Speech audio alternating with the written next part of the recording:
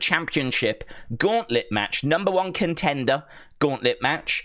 So the winners will go on to face it's DIY, isn't it? I believe over on SmackDown. Is it DIY on SmackDown? Yeah, Judgment Day on Raw. So they're going to go over and face DIY. I don't know when that match happens. I don't know if that's going to be at SummerSlam, if that's going to be on next week's SmackDown, but we need to find the number one contenders, and I think a lot of this show is going to be fixated on that, is going to focus on that. So we've got that, which could eat up a good 40 minutes or so. Then we've got LA Knight taking on Santos Escobar. I'm sure Logan is going to be on commentary or will make his presence felt. Then we've got Bayley and Michin teaming up to take on Nia and Tiffany. That could be okay. That could be okay. Obviously, we're going to be hearing from Cody, I'd imagine. We'll be hearing from Solo, I would imagine. This is a taped show, right?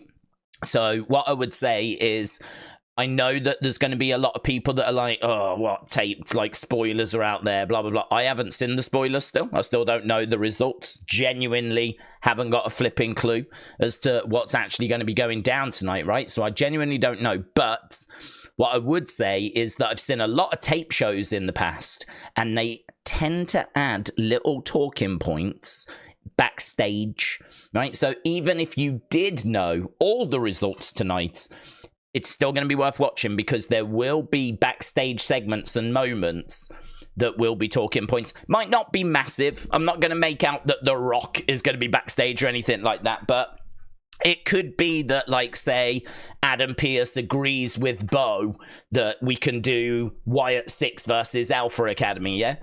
And that match is made official. Or, you know, probably not on SmackDown, but you get my point. We can do, like, matches being made official. We can do like surprise appearances. We could do breakup of teams. We could do attacks. There could still be lots of things that have not been reported that can still go down on this show, right, in the backstage areas. So this is just a normal SmackDown for me. I don't know the results, and as we said, even though it's taped, that is absolutely fine, because I don't know what's going to go down. Suzanne said, I got the results of SmackDown from someone who was taped it on YouTube, but I'm not going to provide spoilers. But Daz said, Tom mentioned you, Tom Collique. Shout out to Tom, good guy. Got a lot of time for Tom and the work that he's been doing, so very cool. I know that he's just moved into a new place. I was watching his stream the other day, and he was just showing off his new place. So yeah, I think he's been a bit quiet over the past few weeks because he's been moving, but now that he's kind of back and he's getting settled in, I think you'll start to see a lot more of him, and you'll start to see a lot more of his streams, and yeah, you know, see what he can find out. He seems to be good, reliable. He's never led me astray, you know. I can't give you examples of when he said something and it's like not come through.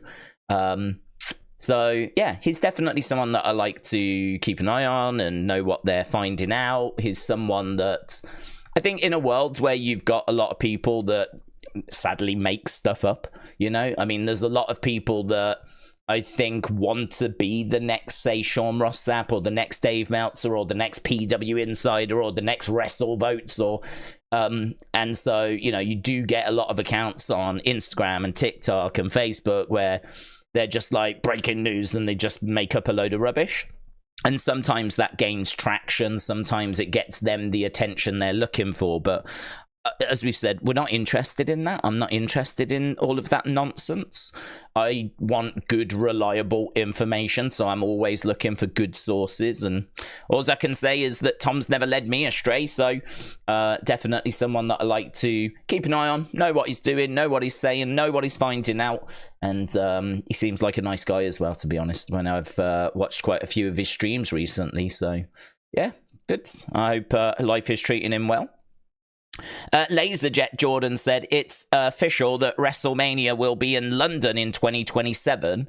I've not seen that. I've not seen it be made official. I have heard rumors that they are looking at about 2026, but I would think that's too soon as well, to be honest. But certainly I've not seen any official announcements. But what I would say about the WrestleMania in London, I don't have much more to add, considering what's already been said. But, I mean, there's been so many pictures and there's been so many... Well, for example, Triple H going to London. I mean, if you want to talk to WWE about getting WrestleMania, what you would do is you would pick up the phone, right? Or you'd send an email and you would start communicating, yeah? You'd be like, look, we're interested. And then, of course, they might invite you over or something like that. It's got to be pretty advanced for them to be putting out public pictures, right? It's got to be pretty far down. I don't think this conversation only happened yesterday and that was it. I reckon there's been a big conversation happening behind the scenes, and we must be near the end point for them to fly Triple H to London, right? And because Triple H is in charge of the creative that you see on TV, yeah? He's in charge of the product, but he's not in charge of deciding what cities get WrestleMania. That's down to Nick Khan, and it's down to the board, and it's down to TKO, and, it's down to other people. Triple H is in charge of creative. He's not in charge of that side of things. So for him to be flown to London and to have a meeting, very public meeting, where there's video of it and there's pictures of it, right?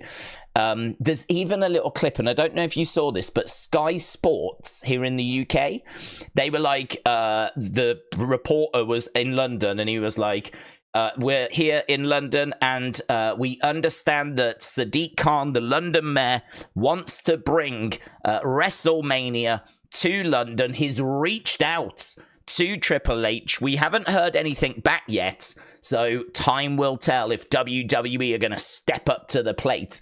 And as he finishes saying that, Triple H walks into the shot, stares at the reporter, takes his microphone, and is like, all I've got to say, London, is, are you ready? I mean, this thing feels like it's signed, sealed, delivered, doesn't it? You don't do all of this if it's just negotiations. You don't do all of this if next week it falls through.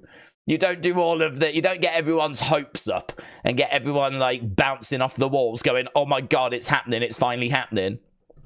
You don't go down all of these roads and then go, yeah, no, unfortunately, we just couldn't agree on a few little details. So next time. It's too far advanced in my mind. So yeah, I'm thinking this is definitely a done deal. I'm thinking that it's definitely coming to London. I think actually, that's not true. I was going to say the only place you could hold it is Wembley, but you could hold it in Twickenham, which is the home of rugby. It would be unusual, but they do concerts at Twickenham, and that can hold 80,000. It's just Twickenham's not. It's not got the iconic name, has it? And it's not. It's not the national stadium. The national stadium is Wembley Stadium, and it's a bigger stadium, Wembley. I mean, you just book that, don't you? I mean, it's done, isn't it? It's Wembley. You could go Twickenham if you had to. If you really had to, you could go the Tottenham Hotspur 8,000, and it's brand new. Only opened a few years ago. It's a beautiful stadium. 68,000. That's a WrestleMania. We've had much smaller WrestleManias than that. But 68,000, you could do that. But I don't know. You go Wembley. 2 nights at Wembley. You sell that out. No problem. No problem whatsoever. Because you'll have Europe. I mean, you'll have the French. And you'll have, obviously, all the Germans and the Italians, the Spanish, the Danish, the Swedish, Europe. You'll have all of them come over. And, Scotland, Wales, England. No problem, mate. No problem. So, yeah, very exciting. Very exciting. And, yeah, it feels to me not like it's happening. It feels to me like it's a done deal. It really feels like it's that far advanced, yeah. Suzanne said, I just want to hang out with you guys. Do it. Don't let anyone stop you, Suzanne. You do it. You are welcome. Everyone is welcome. Lord Flacco said, Daze, hope to see this. Just started watching a month or so ago. Your vids are amazing. Thank you, my friends. I'm pleased that you enjoyed the channel. Obviously, we're kind of going through a little bit of a sort of weird period now. I did hope that SummerSlam was going to be a bigger build than what we've had. Really, outside of like Monday night, Friday night, the rest of the week is quite quiet. So it's not been like anywhere near as bonkers as the build to WrestleMania. And obviously the Wyatt 6 stuff has kind of settled down as well. So I think people are starting to see a lot more unseen videos coming back. That's where we really dig into stuff that's not shown on TV. Like we dig into news, and we dig into social media posts, and we dig into fun memes, and it's just a bit of a roundup really of kind of here's what's happened today. And I love that series, and it's a very well received series. And so it's nice to have that back, really. So looking forward to getting stuck into that, really, getting consistently back with that. But on a Monday night, we'll still do Wyatt 6 stuff. And obviously on the second channel, we have done loads of opinion videos, and we'll keep delivering those. So Wrestling Daze opinions, that's where I ask you for your feedback. And we put one up earlier today, which was what is the greatest ever SummerSlam moment. And that went up earlier today. We've also done how would you book John Cena's retirement year. We've also done how would you bring Roman Reigns back. There's been loads. So some really good stuff going on with the second channel as well. So yeah, tonight I'll be asking for your SmackDown thoughts. So we'll do an opinion video on that. I don't know what opinion video we'll do tomorrow, but tomorrow on here we're doing UFC. Sunday, I'll put up my predictions on the second channel. We'll have unseens, and then boom, we're right back to Monday again, which is awesome. Wyatt 6 times, so very good. Right, Alex said, Daze, if Alexa returns at SummerSlam, where on the show would you return her? What match would you bring her back in? I would not put her in the group at this point because I just don't think we've teased her being in the group. I think if she was going to be in the group, I would want to have seen more of the bride. I would have wanted, say, imagine if you had a shot with the 4 members, right? Not Howdy, but Mercy, Abby, Huskus, and Ramblin' Rabbit, yeah? And then walking in the background between them, kind of walking through, is the bride. And that's just a brilliant way of sort of going, this ain't Nikki, right? And so you'd be like, oh my God, does that mean that she is a separate member, a different member? Like, I feel like if you're going to bring Alexa in, you've got to tease that there's, you know, someone pulling the strings that we've not met yet. There's a higher power, right, to all intents and purposes. There's a mystery member and all this kind of stuff. We haven't done any of that. And we haven't also done anything where, imagine if, like, one of the members was in trouble and they needed a bit of help or whatever, and, you know, like, say Nikki's in trouble, and she's like, you don't know what you've done.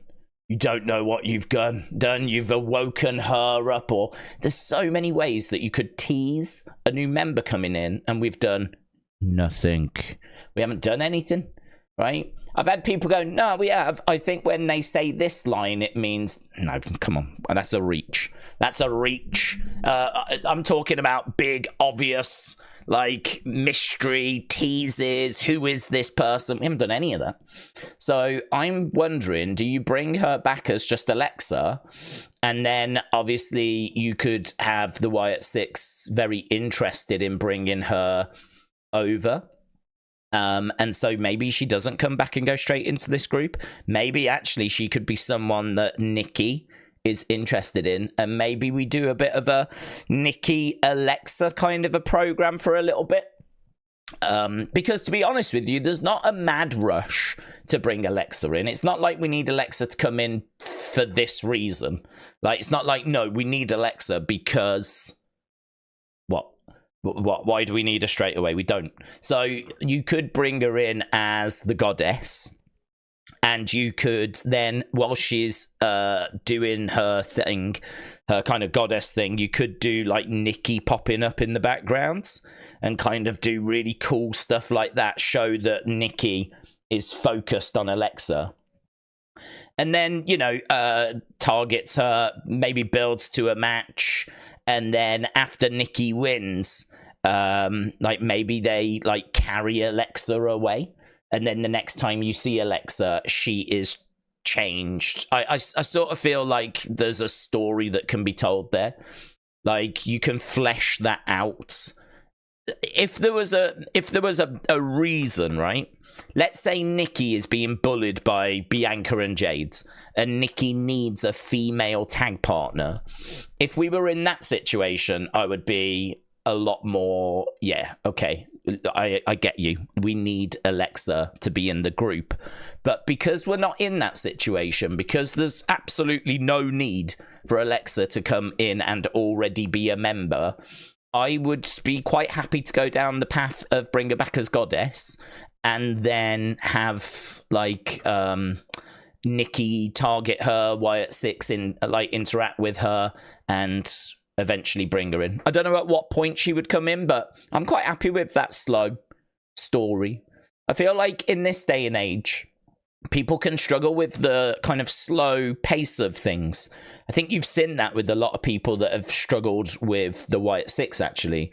Like, Nightbird kind of outstayed its welcome for some people. And since this group debuted, I've had people going, when are they going to wrestle, right? And it seems like that's been a struggle for people. Like, people, I think in this fast-paced world where it's like people want everything now straight away, waiting for things is seemingly a bit of a challenge for some. Like, they don't want to wait, they can't wait, they just want to get straight to it, right? I think there's time to allow this to breathe, personally. So yeah, if I was booking it at this point where we are now, that's kind of what would be in my head, because I'd be thinking, I haven't built this, I haven't put any groundwork in for this. If she's going to come back out the blue, it'll be completely out the blue. And she's in the group. And I feel like I've missed a massive opportunity to tease it. I feel like I've left money on the table. I feel like all of those little subtle like things that happen in the background, the Easter eggs that people love, I ain't done any of them. It would be a bit like bringing this group in without having done Nightbirds. That's the way I would compare it. It would be like, boom, the Wyatt Six are here, and we never did any Nightbirds. I would feel like I've cheated people. I'd feel like I've not done it right.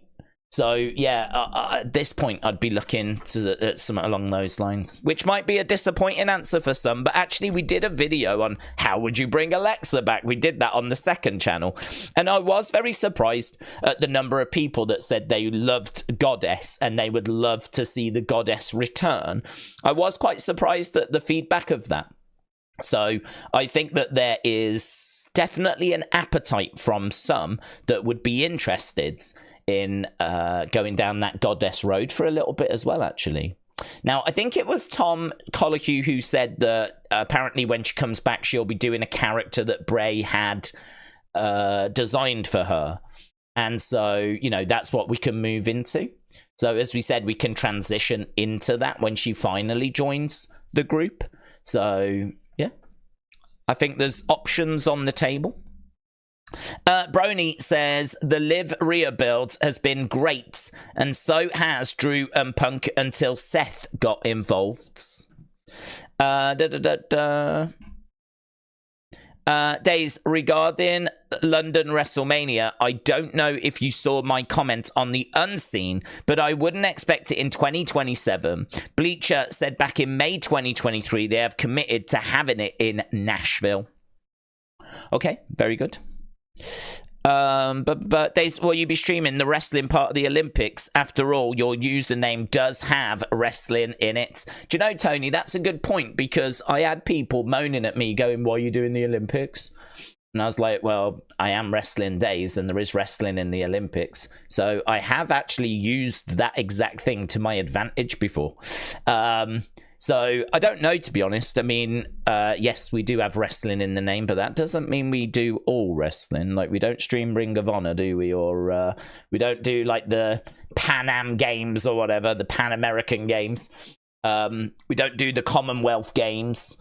So it's true. We've got the freedom to do it, but I can't say there's any plans at the moment, no. The Olympics is something we did a few years ago, 3 years ago, and we were doing like 12-hour days, sometimes like 10 hours, sometimes 12 hours, but it was day after day after day after day after day, right? And it was really good, really enjoyed it. I honestly, I loved it. And actually, YouTube themselves took a clip of one of the streams and used it in a little ad campaign they did, which I never recorded, and I wish I had recorded, because it's really, like, you know, a bit of an honor that YouTube themselves would use a clip of the Olympic stream. And they were kind of doing it, I think, to show you can stream anything on YouTube. I remember that being the message. So it's like, here's someone doing cooking, here's someone doing, I don't know, some training, some musician training, here's someone doing the Olympics, here's blah blah blah, here, blah blah blah. So it was, you know, that came out of it as well, which I thought was really, really cool. But there was a negative that came out of it as well, and the negative that came out of it was, if you're doing 10-12 hour day streams, obviously I have to fit in Raw, I have to fit in SmackDown, and which is fine, but literally everything else goes out the window. There's no replying on Twitter, forget that. There's no unseen videos, forget that. There would be no Wyatt 6 videos, forget them. There would be no opinion videos on the second channel, forget them, right? Everything else goes out the window. There'd be nothing going on TikTok. There would be nothing really being shared on Twitter outside of just, here's a link to the Olympic stream. Like, really, for 2-3 weeks, however long it goes on for, it's literally just bare essentials. It's Olympic streams, Raw stream, Olympic streams, SmackDown stream. That's it. Yeah, pay-per-view on a Saturday if needed. Otherwise, it's just Olympic streams, Olympic streams, Olympic streams. And what I learned from doing that was that it's A, it's possible, but also B, it's not brilliant for the channel, because the channel just didn't move. We didn't reach any new people. We reached some new people thanks to the Olympic streams, but, you know, 99.999% of those people weren't interested in pro wrestling. So they weren't joining the channel after those streams. So you kind of go, well, it's been amazing and I really enjoyed it, but it's done nothing. If anything, it's hurt the channel, because I've just given up 3 weeks where we could have been reaching new people and we could have been talking about things and we could have been having conversations. We weren't doing any of that. So that was a blessing and a curse, really. It was an eye-opening experience, one that I loved, and I only look back with fondness. But sadly, I'm a lot more dialed in now to pro wrestling, which has got to be a good thing. Like, WWE has got my full attention now. So it's like, how do we make the streams good? I mean, listen, if I'd just been streaming 10 hours, I'd still be here, but it would not be like this. Right, guys, what have we got? We've it's LA Knight, Santos, Escobar. Okay, so it'd be like that. Do you know what I mean? Everything would be hard. Everything would be a chore. Everything would be like, my brain wouldn't be working quickly, and I'd just be like, okay, hang on, there's a Gauntlet. Which one's the Gauntlet again? That's where they come in, isn't it? Every now and then, yeah. So it doesn't make for good streams either, to be honest. So for all of those reasons, it's better that we do it this way. Ian says, evening Daze. Evening, Ian. Hope you're well, mate. Says, looking to UFC tomorrow night, kicking off in the final face-offs, especially Makayev and Kopp both charged at each other to scrap, then some serious beef, says Ian. Yeah, I'm looking forward to tomorrow as well. I mean, obviously, it's in the UK, so UFC tomorrow, 3:04. It's in Manchester. Just for lols, they've said, can we start the main card at 3 in the morning? And us here in the UK went, no. And they went, oh, well, we are. And so even though it's here in the UK, the actual show is here in Manchester, they're gonna start at 3 in the morning, right? And that's so that you lot in America can just have it at a lovely time, right? We're being absolutely screwed. We're being absolutely screwed. I hope that massively backfires. I hope it really backfires on them. I mean, they've sold the tickets, so it didn't backfire that way, but I don't know. I just think that that's moody, man. I think that's moody. To go to places, and I mean, we've got, like, the two champs are both from the UK. They're both English. You've got Leon Edwards, and you've got Tom Aspinall. Like, it's, oh God, it's so moody. Paddy Pimblett's fuming over it as well. Whole card is just stacked full of UK talent, you know? And they're having to, like, figure out when to go to bed, when to get up, and, like, fighting at 3 in the morning. I mean, oh God. And the crowd, like, how... I mean, it'd be brilliant for me.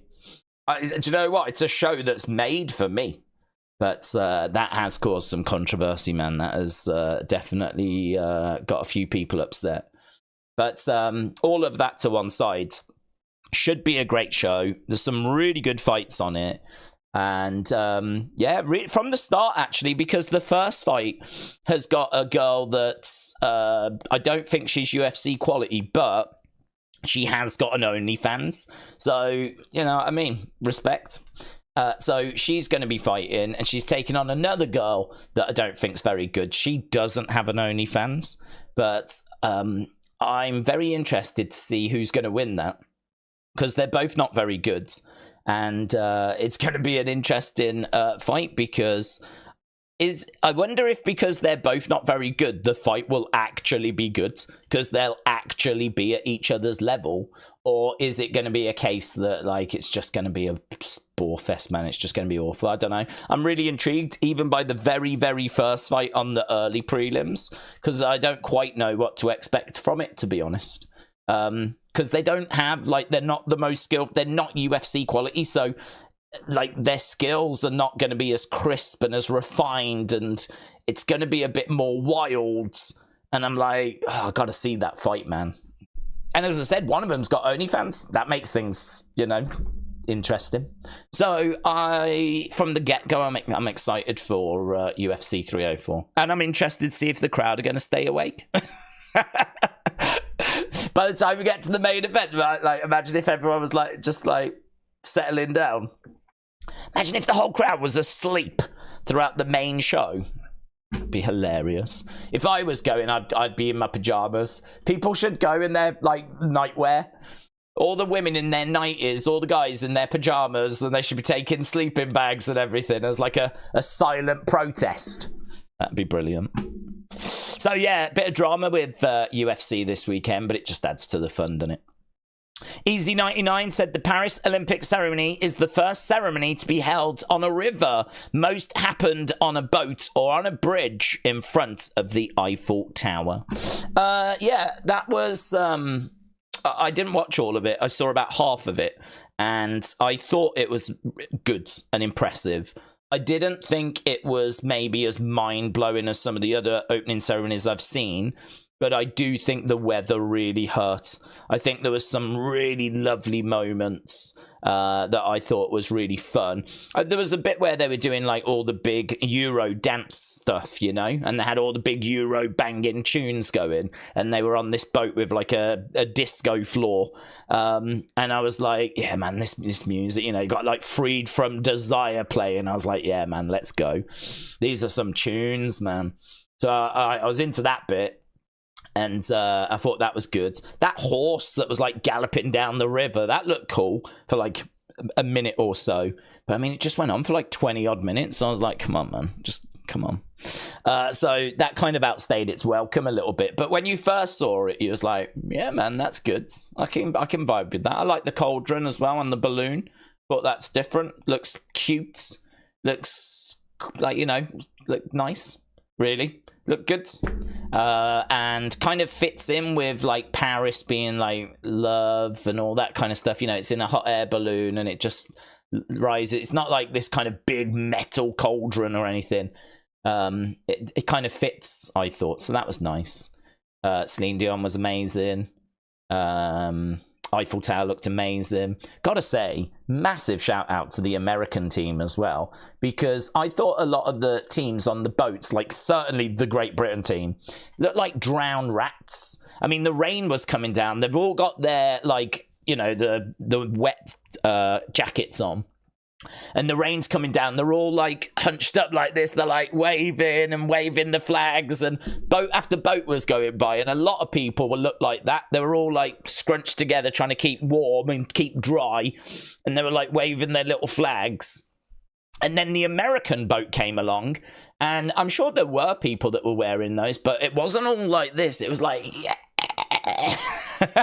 it was like spring break. It was like the party boat. And I think the fact you've got so many athletes massively helped as well, because your boat was massive. But like, I don't know, it looked fun. And it looked like, oh, we don't care if it's raining, man. Like, it was just, yeah, party time. I thought the US boat came across really, really well. Much better than the Great Britain boat. We were fed up. We were just like, oh, God, it's raining. And we're in France. That was the vibe I got. Oh, God, don't want a beer. It's blooming France. And so, yeah, that was the Great Britain vibe. And a lot of the countries are only small, so a lot of their boats had like multiple countries on. But the flipping US boat, I thought you were invading. Honestly, I thought you'd sent troops, because I thought you had like a flipping aircraft carrier coming down as a massive boat. With like, and I think it helps when one of the first people you see at the front with the flag like this is flipping LeBron James, you know? One of the most recognizable sportsmen in the world. You got LeBron James at the front. You're like, is that LeBron? No, I didn't know who your flag bearer was. I thought LeBron was a good choice, but I don't know. I feel like LeBron gets a lot of praise. I feel like the Olympics is probably a better time for like someone that does athletics, or like Simone Biles, or do you know what I mean? Someone that, you know, they're not getting weekly praise like LeBron in the NBA. Like he's getting praised all the time, and for what he does in basketball. So I don't know. Should maybe you have gone with an archer or a cyclist or someone where this is their time to shine, you know? But no criticism, because the first thing I saw as soon as I saw who it was, I was like, no, is that LeBron? I was like, no way. But yeah, I thought you looked smart as well. Thought you looked good. I like the Great Britain jackets, actually, just to give a bit of props to Great Britain. I thought our jackets looked good. White, had like a nice pattern on the back, and it had like some blue on the sleeves. It's Ben Sherman. And I was like, ooh, I could get me one of them, you know. The only problem is, if you got one, it would say Team GB. So you do run the risk of wearing it out and people going, oh my God, what do you do? What was you at the Olympics? And then you've either got to make something up, right, which would be fun, or you have to tell the truth and just, oh no, I just bought this from the shop, and then you just look like the biggest dweeb. Oh no, I'm actually completely useless. I'm completely useless. I've got no athletic ability whatsoever, and I just bought this from a shop. That's not a great conversation, is it really? So if they did it without the GB thing on it, then I would be a bit more tempted to get it. But I thought our jackets looked good. So yeah. And then Zidane was there, wasn't he? I didn't see all of it. I didn't see like Lady Gaga, but I saw highlights. And I'm trying to think what else was there. I mean, the rain really took away, didn't it? Unfortunately. The catwalk thing was good. I mean, that works for France, doesn't it? But yeah, there was like some weird stuff as well. There was some dude in blue who was like all like, they raised up this, you know, when you've got a meal and you take the top off to reveal the meal. I don't know what that's called actually, but yeah, they did that, and there was some dude that was all like blue body paint and everything. He was just like lying there amongst the salad. I was like, what the flip's going on, man? I think the world at that point went, what the hell is this? So, I mean, I do love Olympic opening ceremonies because one thing it gives you is what we look for in wrestling, and that's talking points. Like you'll always get talking points out of an Olympic opening ceremony, and you can always have a laugh with it as well. So, yeah, it was very good. MJR619 said the Olympic opening ceremony was fireworks, fireworks, fireworks, fireworks. It was good. And to do it on the river as well, I thought was nice and different. You had those big wide shots of the city. And Paris is so beautiful as well, isn't it, you know? So, yeah, you can't let a bit of rain get in the way. I thought they did a fantastic job. It maybe lacked, for me personally, that big moment, that big... Do you know what I was hoping for? And that would have been the moment. Imagine if they had Daft Punk. I know Daft Punk split up. I know like that it ended. I know there was a little video of them in the desert and their helmets exploded. I get it. But it's the Olympics. It's France. The world is watching, and here's a load of money, right? If we'd have got Daft Punk to do like one more time, that would have been sick. That would have been... Oh, I was just like, come on. Come on. You gotta. Or Around the World. Around the world, around the world, around... Bow, bow, bow, bow, bow, bow. Bit of Daft Punk, man. That would have gone off. That would have been amazing. But no, it's Celine Dion singing Edith Piaf. Some boomer woman singing another boomer woman song. On some boomer tower. So it was what it was. But it was very good. Right, Daze, have you heard that Daniel's contract expires on August 1st and he could return back to WWE? I haven't heard about him returning back to WWE, but I have heard that his wrestling contract's up August 1st. I believe that All In at Wembley is the end of August, though, so he's booked for that. So there's a good chance maybe Wembley is his last match. It depends if he wins the title. He may win the title and then it gets revealed that he signed a mini extension. But we know this year is the year that he's looking to wrap things up. So people are asking the question, will he win the championship? And I don't know. Either way, he might not. We're going to have to wait and see. I think, though, that when that's done, I don't know that he goes back to WWE. I think there's a good chance that he actually stays with AEW and maybe signs some sort of producer, creative. Tony Khan right now has got Daniel Bryan. He's got him under contract. He can call him into meetings, right? If I'm Tony Khan, I am doing whatever it takes to keep Daniel Bryan around as an ambassador. I'm doing whatever I can to keep Daniel Bryan around, or Bryan Danielson around, as some kind of creative input. I would basically saying, what do you want? You tell me. What do you want? Would you like to be in charge of some sort of training facility? You know, would you like to be in charge of like AEW's kind of NXT? I mean, how much would that cost for them to set that up? Like a kind of NXT. 20 million? 20 million? Don't know. How much? It can't be any more than 20 million. I mean, flipping WWE run theirs out of a warehouse, right? They've just put some rings in a warehouse. Granted, there's other bits in there, but my point is 10 million? 5 million? I don't know. I genuinely don't know. It's going to be millions, I'm sure, but how many millions, I don't know. What I do know is that for someone like Tony, that should not be a problem.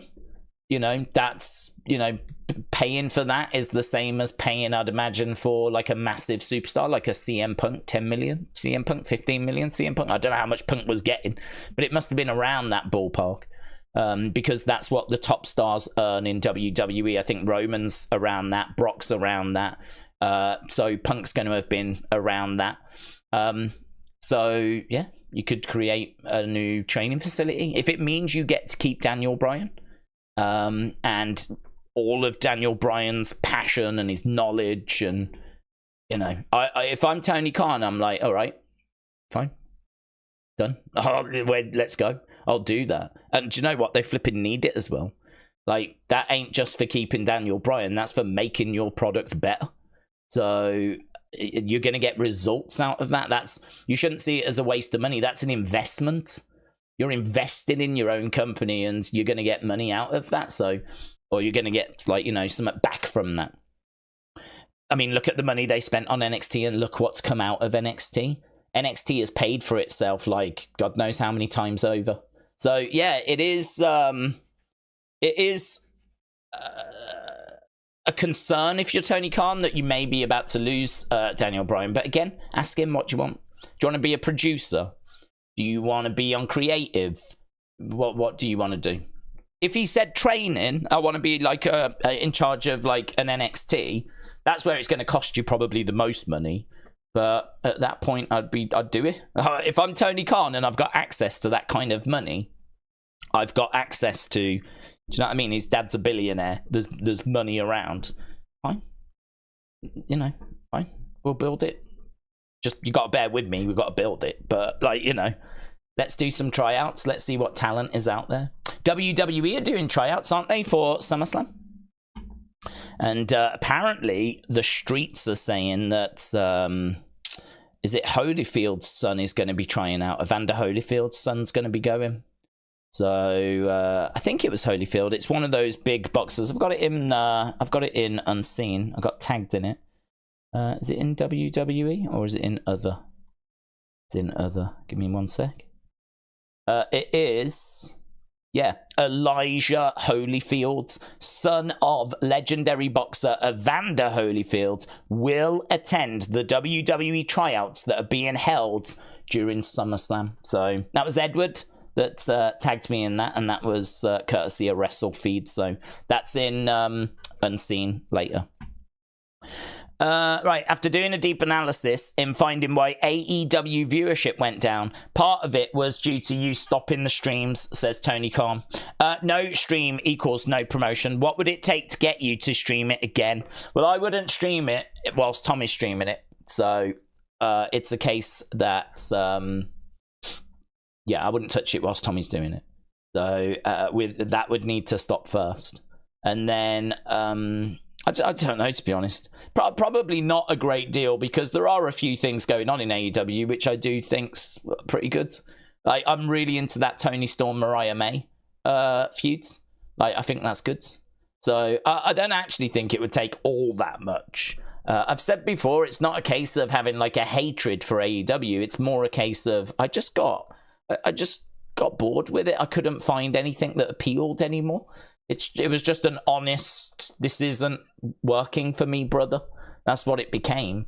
But if it got good again, and seemingly they're definitely in a better place than they were now, I think they've definitely made some changes, and they've brought in some great talent, and they're telling some big stories. You know, MJF's back.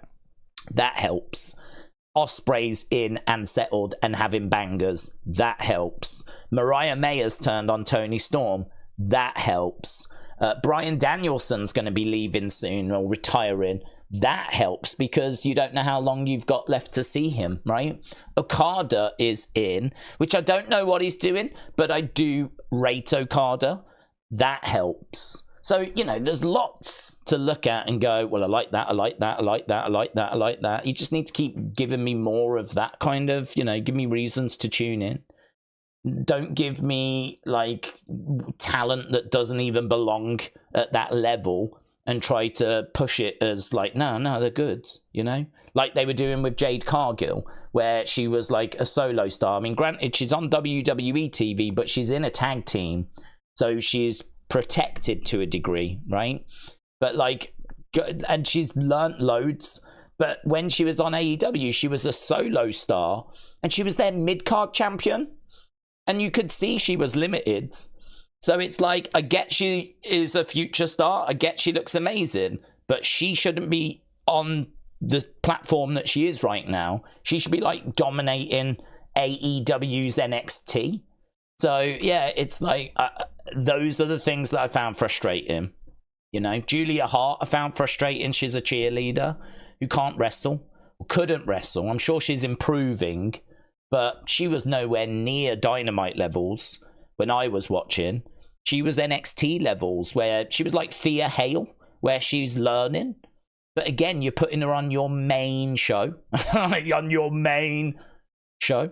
And didn't she become their mid-card women's champ for a bit as well? So, like...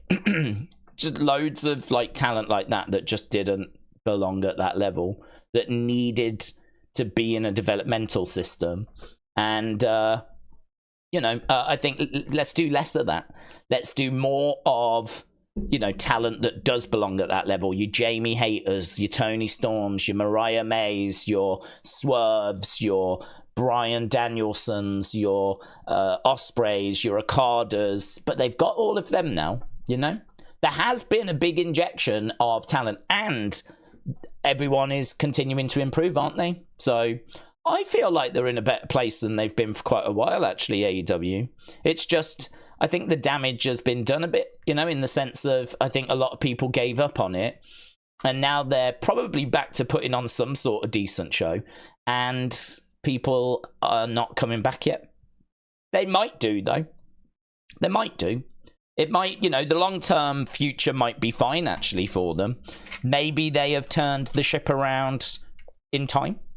But it's just at the moment they're still bobbing around that kind of sub 800,000 mark, aren't they? So, yeah, that was my honest reason as to why I was done. There was getting less and less that I enjoyed personally. But I think they're in a much better place now. Mac has said, do we think that Paddy will win tomorrow? I don't know, honestly. I think that's one of the hardest fights to predict, is taking on King Green, Bobby Green, who is, I think, a better fighter than Paddy, but he is older and we're starting to see a decline. So I think the question in that fight is, how much has Bobby declined, and just how good is Paddy Pimblett? Like, Paddy's on the rise, Bobby's on the way down. Are they still a distance apart, or are they neck and neck? Because it's a real close fight, you know. I don't expect either side to just win. It's a real close fight. But yeah, Bobby's on the way down, Paddy's on his way up. Where are they? And it's a really good fight as a result. The odds makers have got Bobby just ahead of Paddy. Just ahead, but we don't know. So I genuinely don't know. I think I'm leaning Bobby. I think I'm leaning Bobby Green, like King Green, as his new name is. But yeah, it's one of the. Yeah, I am. I wouldn't be. I've got all my notes here. So the one that I highlight is the one I've gone with, Bobby Green. It's down there as well. Duncan, but I've got Bobby Green winning it, and to just emphasize how close that is, over on Tapology, Bobby Green has got 53% of the people that have voted who's going to win. Bobby Green 53%, Paddy Pimblett 47%, 53-47. That is how close it is over on Tapology as well. So very, very close. USA and China probably contend to be champions of the overall Olympics. If Russia are there, they might be contenders too, said Easy 99. Yeah, I think it would only ever really be US or China because of the amount of because both have got great athletes, of course, but because of the amount of things that are sent, athletes that are sent, it means that you're just in like all of the games, you know, you're in all of the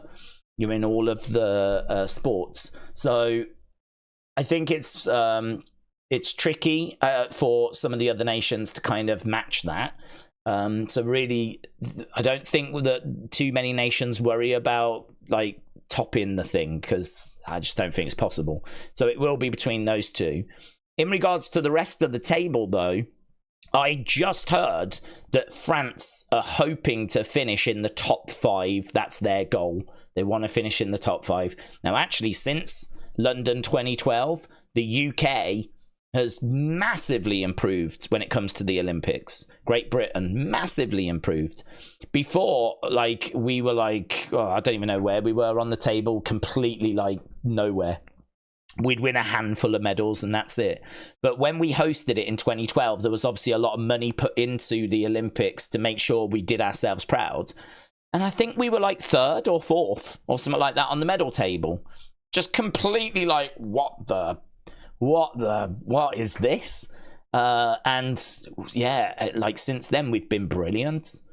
I think at one of the games, maybe Rio, we were 2nd to the USA. Like, it's mental.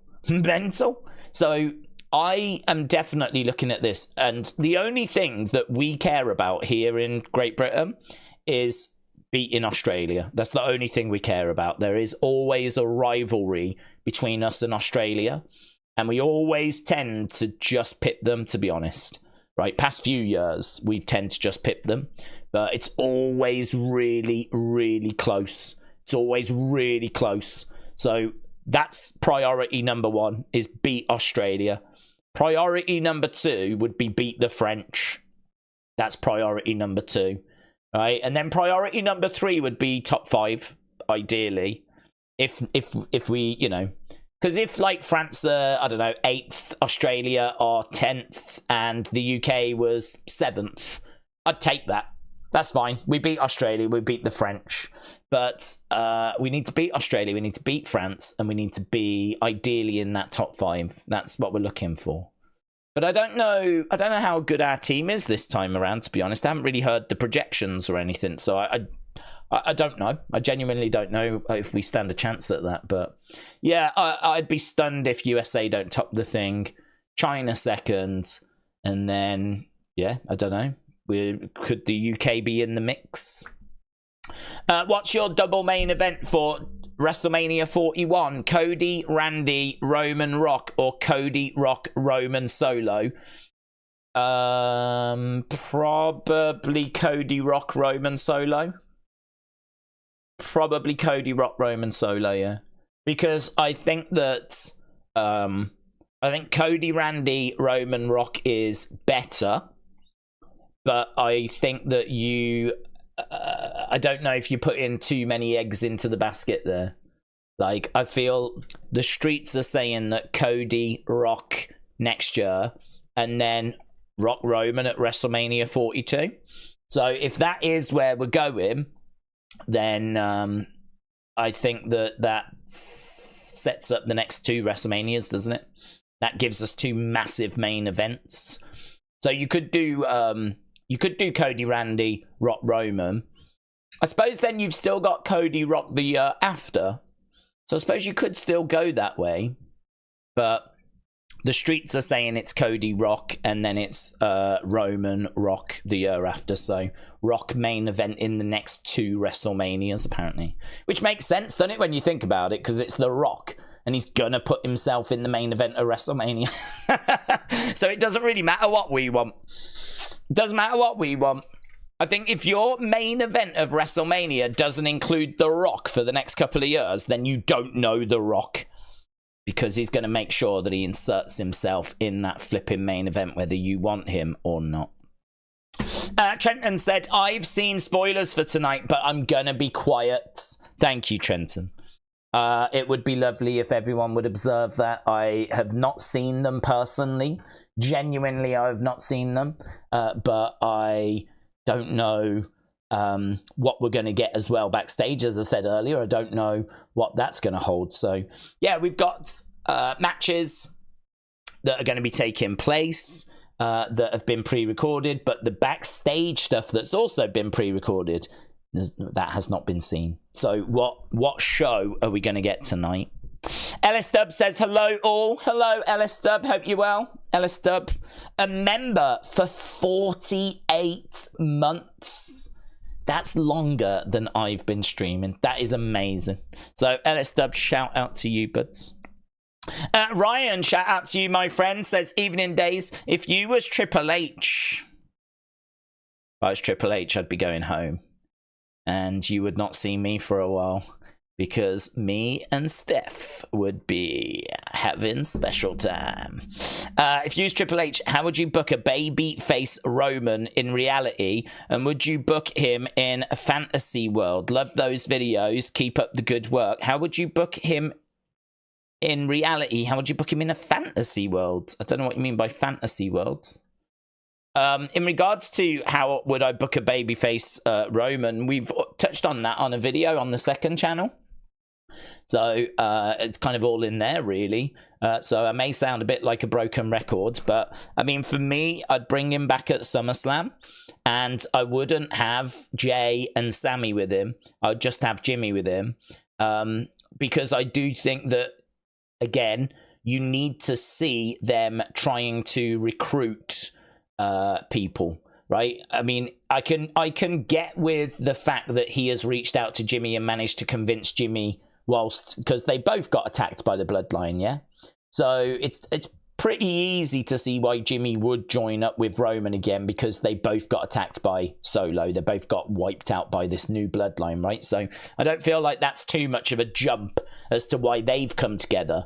But Jay and Sammy, they don't have issues with this new Bloodline. They just have issues with Roman and just the Bloodline in general, right? I feel like if you bring Sammy and Jay back at SummerSlam, there will be a bit of a, hang on, when did this happen? How did they get together? And you may get that with Jimmy and Roman anyway, but I don't think that one needs as much explaining. I think it's pretty obvious that, you know, Jimmy had kind of been with Roman, and you know, obviously we saw him with Roman at WrestleMania. I mean, it was Jimmy and it was Jay that were fighting at WrestleMania, and Jimmy was with Roman. So I mean, that one doesn't, you know, that doesn't seem as strange, really. But Jay and Sammy coming back over, that one needs a bit more explaining. So I would have Roman come back with Jimmy at SummerSlam. I would then have them popping up and trying to recruit, because they know they need numbers. I would get them trying to get Sammy and Jay, and get the band back together. Only this time have Roman and Jimmy show that they're different now. Maybe we have some situations where they save Sammy, they save Jay. Perhaps Jay's got, like, I don't know, flipping Judgment Day about to attack him, and then all of a sudden Roman's music hits. He's up in the flipping crowds, you know, making his way down like Shield style, with Jimmy coming down the other way. And like, you've got Judgment Day going, what the hell's going on here? And like, Roman's coming to save Jay. Like, think how good those moments would be if you like milk that a bit. Again, I feel like the world likes to go very fast. I feel like people like to just get to the destination, when I think there is value in taking the scenic roads and actually creating some moments along that scenic road, right? So I would definitely be looking at stuff like that, because when Jay and Sammy finally agree to help Roman, let's say we do a match where Roman and Jimmy lose to Solo and Jacob, right? And maybe they were looking good at one point, but it's Tama, it's Tonga, the numbers game is too much, right? And Roman and Jimmy end up losing. Maybe at the end of that match, you bring out Jay and Sammy, and that's the moment they're back on boards. They help even up the scores. And imagine that moment when they all embrace in the ring, where the Bloodline has reunited. I feel like that's a moment. And again, do you want to just give that away by bringing everyone back together at SummerSlam already reunited? Or do you just bring back a couple and have that reunited moment at a different show a little further down the road? I'd save it further down the road. That's a great moment for a B show pay-per-view, you know? It's a great moment that you can still have, which then sets us up, of course, for Survivor Series, where we get Bloodline versus Bloodline. And to be honest with you, you know, even by that point, I don't think we've done Roman Solo one-on-one. And really, at that point, I'm thinking we're at the end of November, where we can definitely do Roman Solo at that point at WrestleMania. Or do you do it at, say, Rumble, or do you do it at Elimination Chamber, and then you end up doing like Rock comes back? I feel like you could go either way there. You could have like Roman solo at the Rumble, Roman wins, but then The Rock comes out, and then boom, you're on your way to Rock Roman at WrestleMania. Or you just milk it a bit longer, and then boom, at WrestleMania you do Roman solo for the Tribal Chief thing. And then maybe you have The Rock come out at the end of that match, right? I don't know. I don't know which way you'd want to end up going. I think both would be on the table. But I think in a reality world, that feels like the kind of direction that WWE will go. Whether they just bring like the whole group out together at the start, I'm not sure. I wouldn't do that, as I said. I think there's money to be made in spacing some of these moments out. But yeah, you know, I think what's great is that there's a couple of things. I mean, I don't know about you, but I sort of feel like WWE have been a bit clever by setting up some really long-term stories.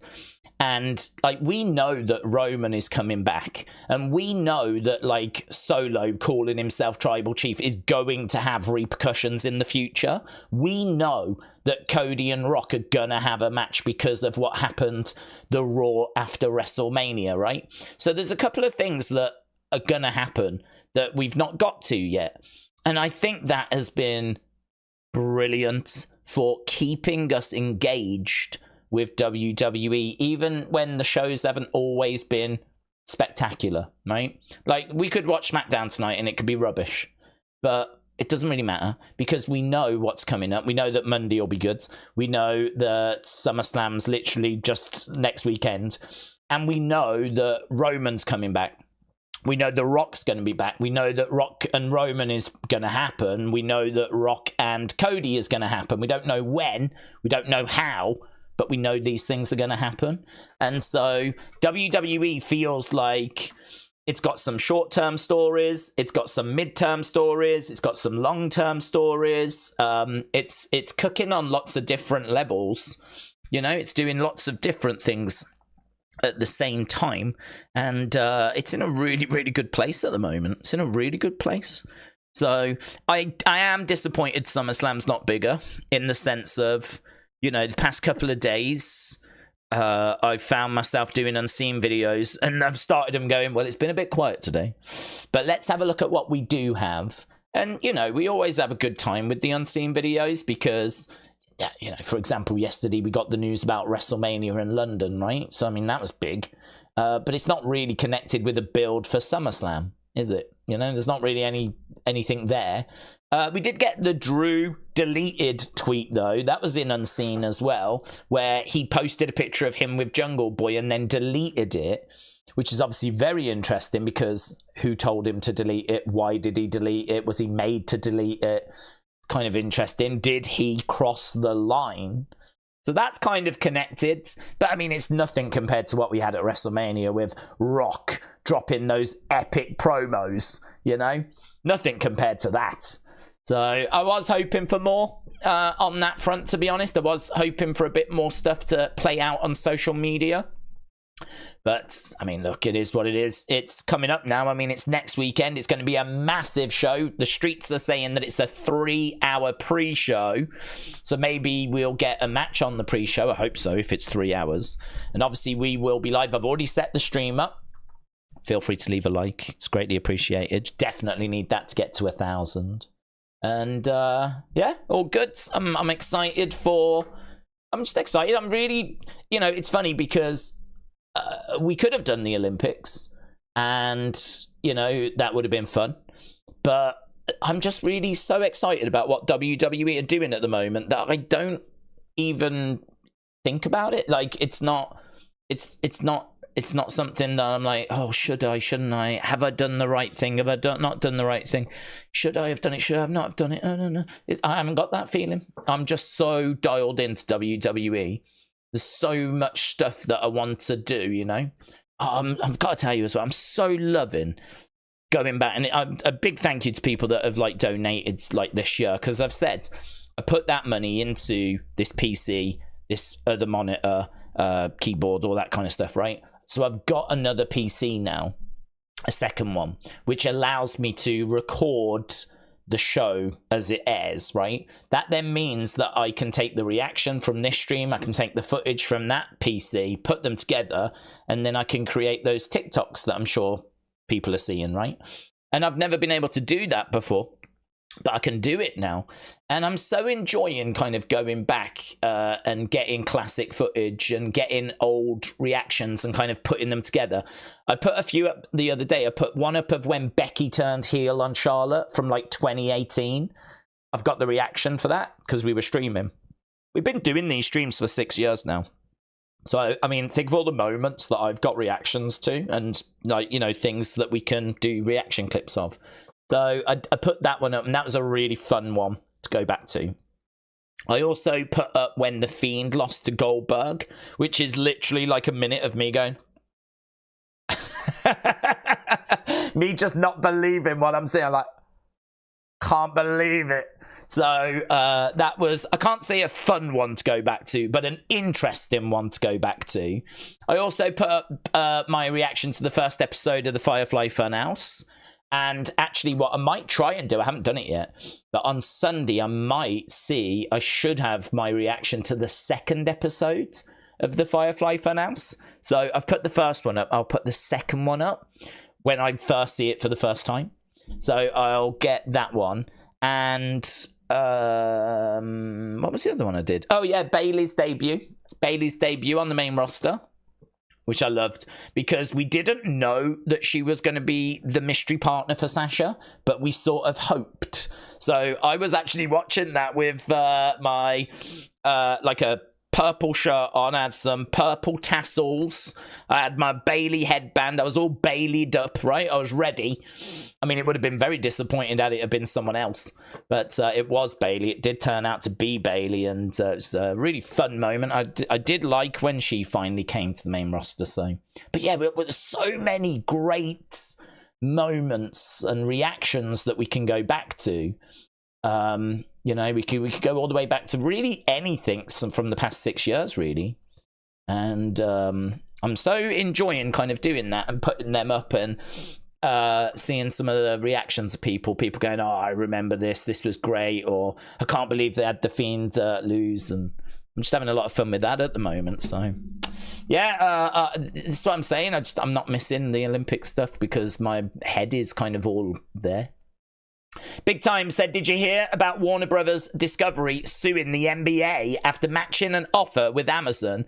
NBA chose the latter, ending a 4-decade partnership. Cable providers could start dropping TNT TBS, making AEW less accessible. Well, I feel like that's...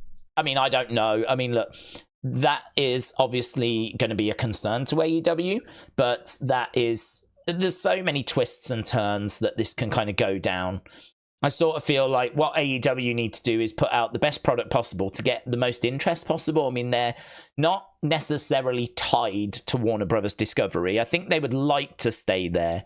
But as we've just seen with WWE, you go where the offer is. So, you know, I mean, if Amazon came in for AEW with a big offer, they'd soon go. So, you know, TBS and all that stuff, TNT... their future is going to be their future. You never know what's going to happen with the channel or whatever. That lawsuit seems a bit crazy to me. Like, NBA can go wherever they want, can't they? If they match Amazon, unless there was an agreement that they have to stay if they match Amazon, then I could understand it. But if it's just, you know, you've not chose us, we're upset kind of a thing, I don't really get how they can sue. But listen, that's above my pay grade. So I don't know. If I was AEW, all of that stuff's out of my control. There's nothing I can do, is there? All I can do is control what I can control, and what I can control is putting out the best product possible, getting the most hype possible, getting the most viewers possible, getting the most interest possible, so that when my deal is up, I can attract the most interest from Netflix, from Amazon, from, you know, all these streaming platforms, and you know, get a bit of competition going. But I don't know where they are with their negotiations or anything. I don't know who's come forwards. you keep hearing conflicting reports because, of course, you hear people saying it's not going well. But then you hear Tony Khan saying, no, it's brilliant. We're going to get a massive increase, which I don't think he can say that unless he is going to get a big increase in money. Because when the deal is announced, if it ain't a big increase, he's going to make himself look like a right fool. Because he's going around saying, no, the deal's big. It's much more than we're getting paid now. I think you tagged me in that, actually, didn't you? Which I included in Unseen. We listened to Tony Khan actually saying those words. And I don't believe they were deepfake, right? So it was tweeted out by Brandon Thurston. So it was recorded straight from a media call. So he's saying it's going to be a big increase. So, don't know. It's you can only control what you can control. That's it. So, if I was Tony, you can't really worry about it. You've just got to make sure that you're doing the right thing by putting out the best product possible. And, I know people are going to say that he's dropped the ball on that and all of that. I agree, but where are they now? What can they do now to improve where they are now, right?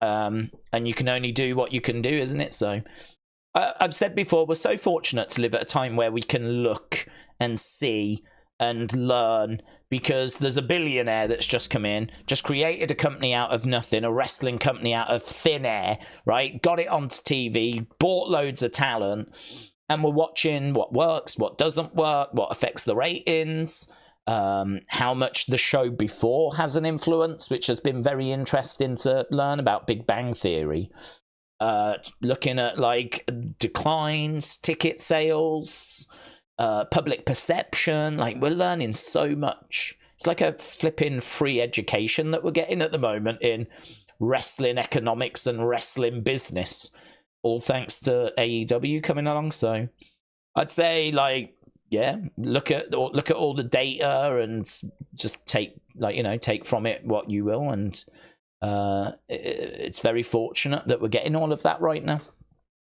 A free education. Kian said, Daze, I hope you're well. I'm good, hope you're well. Hope your day was good. I'm excited for tonight. I'm also excited to see Deadpool and Wolverine, on Sunday. Next Sunday is SummerSlam. Great time to be a fan. Is it Sunday or Saturday? It might be. I think it's one of them, innit? In the UK, it's like Sunday, but it's like early hours. But yeah, it's. I agree. Great time to be a fan. SummerSlam should cook, man. I mean, who ain't going to tune in for SummerSlam, even if you're only tuning in for the Roman return, Even if that's the only thing that's of interest. There's loads of other stuff, of course. But, yeah, definitely a massive show. A proper bona fide A show as well. Not a B show, a proper bona fide A show. And should really shape the rest of 2024. So, exciting. You could do live tapings. Which show would you go to, Raw or SmackDown, said Majestic Matt. Me personally, I would go to Raw right now. I think Raw is the better show. I think it's the better product. Certainly the Wyatt Six is obviously very interesting to me and us as a community. But also I think that, yeah, there's loads going on. I mean, the Liv Dom stuff, I think, is brilliant. The whole Judgment Day, how they're kind of reacting to that. Elia, one of my favorites. Gunther, one of my favorites. Bron Breakker, massive star that's kind of coming through. Lyra, love Lyra. Big fan of Lyra. I like Caden and Katana as well. I love that little group. That's that threesome that they've got. So, like, yeah, there's quite a bit that appeals to me on Raw. SmackDown, not as good. Just being honest, it's just not as good. I don't know what we get tonight, and obviously tonight's a tape show. Blah blah blah.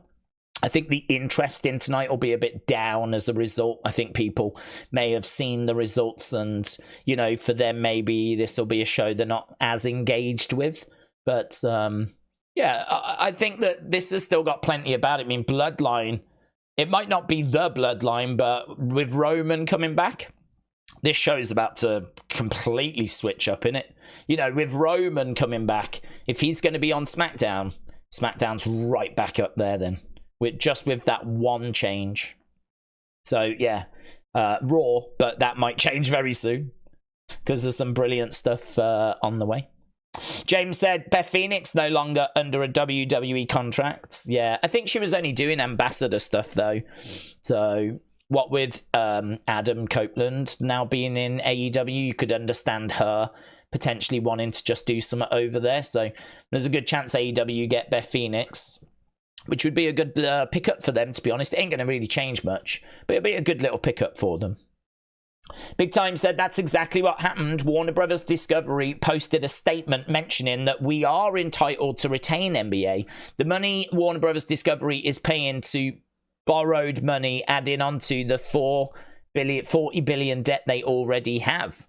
Well, that makes it more interesting if they are if there's something in the deal that says that if we match, you've got to stay with us. Well, you know, I mean, what I would say is if I was the NBA, I would just be finding any little perks, any little extras that I can claim Amazon are giving me that cannot be matched by Warner Brothers Discovery. So the money might be the same, but can I find some other little perks that Warner Brothers won't match or can't match that then means that the Amazon offer is a more attractive offer? Because, I mean, you could say, well, just increase their offer by $1, but that will only get matched by Warner Brothers Discovery, you know, and I don't know that Amazon would want to pay drastic. They'll probably go $1 over, but I don't know that they'll want to go millions of dollars over. So I don't know. If I'm NBA, that would be kind of something I'd be thinking. I'd be like, okay, what can I get from Amazon that I wouldn't be able to get from Warner Brothers Discovery? Could it be something to do with visibility? Could it be something to do with promotion? Advertising, you know, maybe being advertised on the Amazon platform is worth X millions, which is not going to be able to be matched by Warner Brothers Discovery, which makes the Amazon offer a more attractive offer, and that could then be an argument that you make in court. So, I mean, look, it'll all go legal, but, you know, whatever. It's just not a good look, is it, really, for Warner Brothers Discovery? But it's so big, it's so important, you could understand them going that way. Mike, shout out to you. Hom Shaboom said Raw is the A show, SmackDown the B show. Tyler says happy Friday, everyone. Thomas said Punk versus Drew, Wyatt 6 versus Chad and his boys, Mommy versus Liv, Gunther versus Sammy, Cody versus Bloodline 2 should be great. Gunther versus Sammy, it's Damien. All the others look correct. So yeah, that is, I don't know what we're doing with Sammy actually, or Jay. I mean, at the moment, neither of them are at SummerSlam, which has resulted in a few questions being asked. So I don't know. It feels like we've still got to get a few people onto the card. I would not be shocked if there is a pre-show match, and obviously we still need to get the Wyatt 6 thing added. And that has caused a bit of concern because there are people going, they are having a match, aren't they? Because there's no Uncle Howdy against Chad or Wyatt 6 against Alpha Academy. Nothing has been announced in that regard yet. So we're waiting to see what gets added, hopefully added on Monday. And actually, talking of that, we haven't had any tweets or anything. So we need to keep an eye out to see if the Wyatt 6 are going to tweet out. Because normally we get a little tweet that we can like get our teeth into, but we haven't had anything. It's all really too quiet at the moment. But then saying that, a lot of superstars are in Japan. I mean, the Wyatt 6 aren't, so don't know. Have to see. It's interesting how SmackDown falls off a cliff as soon as Roman drops the title. It's like this was a foreshadowing that was bound to happen, says Big Time. It hasn't, though. I mean, the quality of the show may have, but the viewers haven't. The viewers are still quite strong. So I don't think that has dropped off a cliff. I do think it's disappointing they didn't have better creative lined up for Cody after WrestleMania. And if you see like the interview at WrestleMania backstage, like I think it's the documentary where Cody wins, he goes to the back and Triple H is like, this is our responsibility now. you've got the ball, but we're the ones that need to set the field for you, and we will. Like, he was really like, you've got this, right? You're the man now. It's up to us to make sure that we give you the right plays. Cody's like, let's go, you know, he's all fired up and everything. And then you look at what they've actually done after, and you go, huh? You haven't really done that, have you? Unless, to be honest, unless Triple H is like, okay, I'm focused on SummerSlam, I'm focused on Survivor Series, I'm focused on the Rumble, I'm focused on WrestleMania. They need to be big. They need to be, like, you know, what we build towards. And maybe those little B-show pay-per-views, not as bothered. Not as bothered. Like, we'll give him good matches. We'll give him good opponent. I mean, the AJ matches have cooked, haven't they? Both of the AJ matches were excellent. But it's just the story, the build just wasn't really there for it. Logan match was just a cheap, here you go, Saudi Arabia. Here's Logan Paul. We know that you love him. Well, he's a big star, and, you know, here's the shiny toy that you like, right? That's what that was. But the other ones were like AJ Styles. Brilliant match, I mean, but the build was not there. But then, you know, seeing Randy get beat down, seeing Kevin get beat down, like seeing the build that we've put into this, to be honest with you, has been the best part of the show at times. I think that the build for this has been the best that we've done since WrestleMania, which is not hard. But, you know, you are dealing with Solo, who I don't think has been built properly. And you are dealing with Jacob, who we don't know, although has come across like a flipping killer. And we are dealing with Tonga Loa and Tama Tonga, who we just don't know anything about. The only thing I know about Tama Tonga in WWE is whatever he does to the camera. He does that from time to time. And all I know about Tonga Loa is that Kevin poked him in the eye, and at the weekend he was wearing an eye patch. That's it. So, I mean, I don't think we've laid the foundations for this new Bloodline very well at all. I do like some of the backstage interviews that they've done, but definitely, you know, I go back to what I said before, where we knew about the old Bloodline. We dug into their characters, and it made it such a better group as a result. But with this group, we don't know anything about them. This is why when people are like, oh, I want Zilla and I want Hikuleo and I want all this, I'm like, I don't. Because you're just going to bring in more boomers that we don't know anything that we know about, and just add them to the boomers that we don't already know about. And then we've just got a load of boomers that we don't already know about. Just chucking in more members of this family or more Tongans that we don't know anything about ain't gonna float my boat, right? It ain't gonna do it for me. Like, this wrestling is really simple. It's about, like, characters and trying to resolve a conflict. But, like, we need to know about the characters. And you've brought in all these people and we don't know anything about them. Why? Why have you done that? Why haven't you done a better job with that? So that, I would say, is a big frustration, which you could understand if it was at the mid-card level. But when it's your main event group, and it's the main event group that's replacing the Bloodline, it's the Bloodline 2.0 that's having to replace the OG Bloodline. It's basically the biggest thing you've got. And you haven't really invested in telling us how, you know, we've had Paul Heyman say these Tongans, they're not the same. You know, we didn't bring them in before because they're loose cannons. You can't trust them. Like, we've had Paul Heyman saying that. But I don't know. Has it really shown itself? Has that really shown itself? Has Tonga Loa been causing carnage? Has he been attacking people? Has Tama Tonga been attacking people?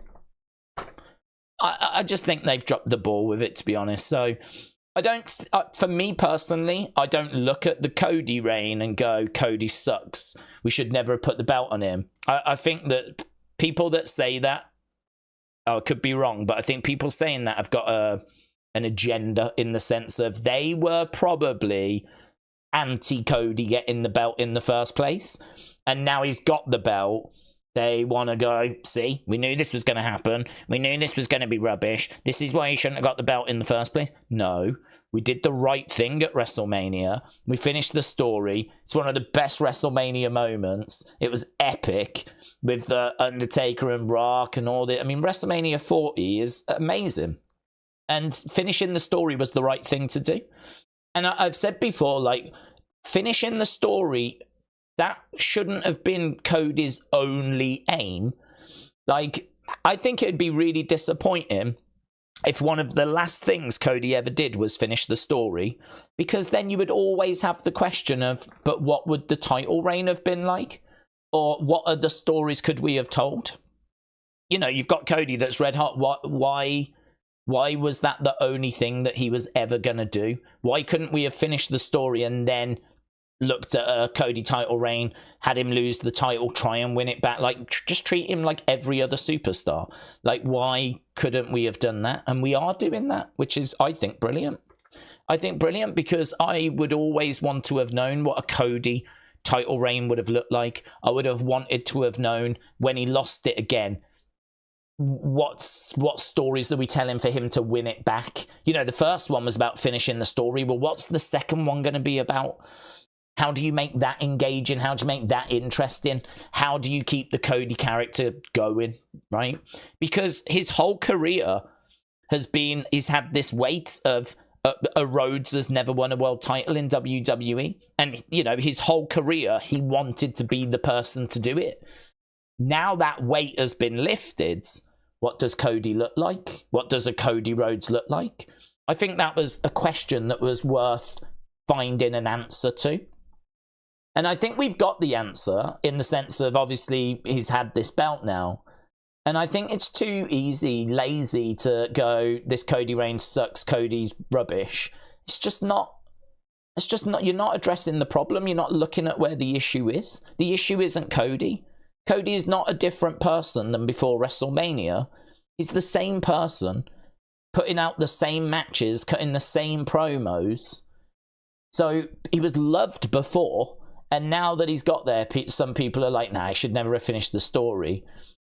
He wasn't right to finish the story, blah, blah, blah, blah, blah. Nah, mate, nah. It's the table that's not been set that's the problem. It's the bloodline that have not been invested in that's the problem. Cody ain't the problem. It's the rest of the flipping creative that's not been there. You know, you ask him to have a match with AJ Styles, they put on a match of the year. You ask him to cut promos, they're fine. They might not be spectacular, but I don't think Cody's promos have ever been spectacular, right? I don't think they're any worse than they were before WrestleMania. We've not seen him, like, decrease in his skills. He's the same guy that he was. It's just before you had finished the story, which was big and powerful. And what have you replaced that with? What has that been replaced with? Nothing. Keep the belt. Like, a few matches with AJ, a nothing match with Logan, and now building up to a thing with the Bloodline again. It's just not as good. But that ain't Cody's fault, is it? That ain't Cody's fault. So I do find it frustrating when people go off on Cody, because it's like, well, what's he meant to do? I think I always try to put myself in different people's positions. So I always try to put myself, saying Cody's position. I mean, like, for example, if I put myself in Tony's position, Tony Khan, then I feel like I've made mistakes. I feel like AEW very obviously have made mistakes. And I can go, right? And we've done it. I've said, you don't put talent on your main show that's not ready, right? Because all you're creating are boring segments, and you're then relying more on your big names to deliver big segments. And if they don't, your show is struggling, right? And they've had a lot of injuries, which has meant that, and suspensions, which has meant a lot of their big stars have not been available. I mean, they have had bad injuries, and so they've had to rely on talent, which, to be perfectly truthful, is just not good enough for Dynamite. So I look at Tony, and I look at the booking and what he's done and the stories they've told, and I can see problems. So on that front, like, you can go, AEW, you know, has had issues. I look at Cody, and I'm like, what would I have done different if I was Cody? If I was given the creative that Cody was given, what would I have done different? I couldn't have done a better match than I did with AJ those 2 times. They've been match of the years. I think he got about as good a match out of Logan as you're going to get. at this stage, because Logan's only got so many tricks and we've seen them all. So, you know, the past few Logan matches actually have not... Do you remember, like, when we first saw him, everyone was raving, and now there's not the same level of kind of worshipping, right? And I think it's because he's got so many tricks and we've seen them done. You know, that frog splash to the outside doesn't hit the same anymore. But, like, I think that Cody has done about as good in the ring as you could do. I think maybe he could have had, like, some more interesting promos, but when's he really had chance to cut interesting promos? He hasn't been in any interesting feuds. He hasn't had any interesting creative. I just feel sorry for him. I just think, like, they've let him down with the stories they've given him. But I think what they did was they made sure the fans knew that he and Rock would cross paths. He and Rock would cross paths. They told you that the night after WrestleMania. So I wonder if it was a bit like, stick with us. Cody's not going to be the major focus like Roman was. We want to focus on other superstars that feel a bit neglected. We're going to focus on Drew. We need to focus on CM Punk. We've got Randy back now that we need to do something with. You know, we've got the women's division, you know, we're trying to do some stuff there. We've got Rhea, we're trying to build up Liv. I think the focus, the weight has been shared out more since WrestleMania, which is good. I mean, that's a good thing. That's a positive thing. It's at times it felt like it was all Roman, whereas now it doesn't feel like it's all Cody. It feels like that weight has been shared. And that's a good thing. That's a positive thing. But you've still let Cody down with the creative not being strong enough. So we'll have to see how SummerSlam goes. I think that will change a lot of things. I think obviously it brings Roman back and that changes a lot of things. What the future looks like for Cody afterwards, I'm not sure. I don't think Solo wins the title. So it'll be very interesting to see what the booking for Cody looks like after SummerSlam. But for me, I know exactly where I'm putting the blame. It's not on Cody. It's on the creative that he's been given. I just think it's been well below what we hoped for. You know, we just haven't. It's just not been. It's not been creative, has it? It's kind of like we've given him some feuds, but not in a very creative fashion. We haven't really been doing anything out the box. It's just people stepping up and challenging him. That's it, really. We had that one moment where it was like the fake AJ retirement, which we could all see a million miles coming.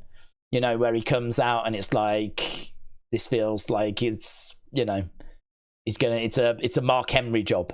So, I mean, we did that, but that's about as good as it ever got, really. And now we've been doing the beating down of Randy, the beating down of Kevin. And who knows, perhaps we do get Randy turning and then we'll get a sick Randy-Cody feud. That would be good.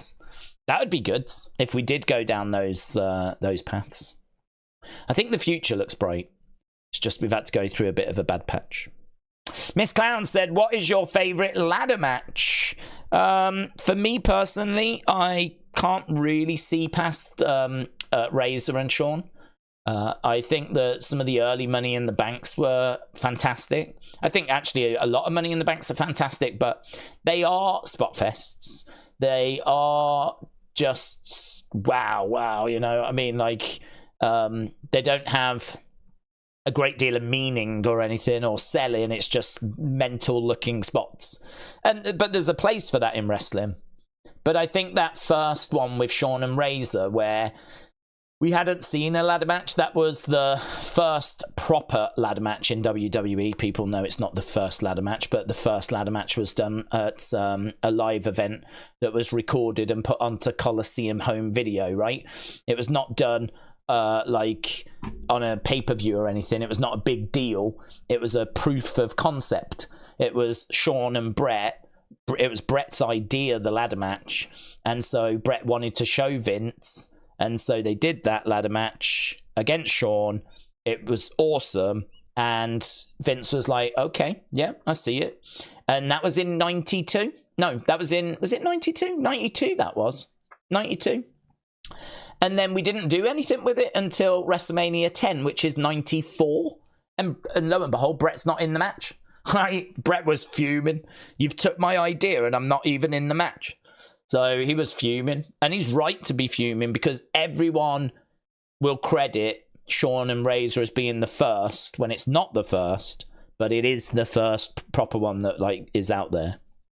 But I just think like it was the first I'd seen, the first many had seen, and I just think like seeing it and seeing the ladder used as a weapon was just mental. And the different ways they were using the ladder, like I remember Shawn jumping on it and like kind of coming down the ladder, crushing Razor as he was like riding it on the top of it from the corner and like jabbing it into the midsection. These things all sound like, yeah, whatever.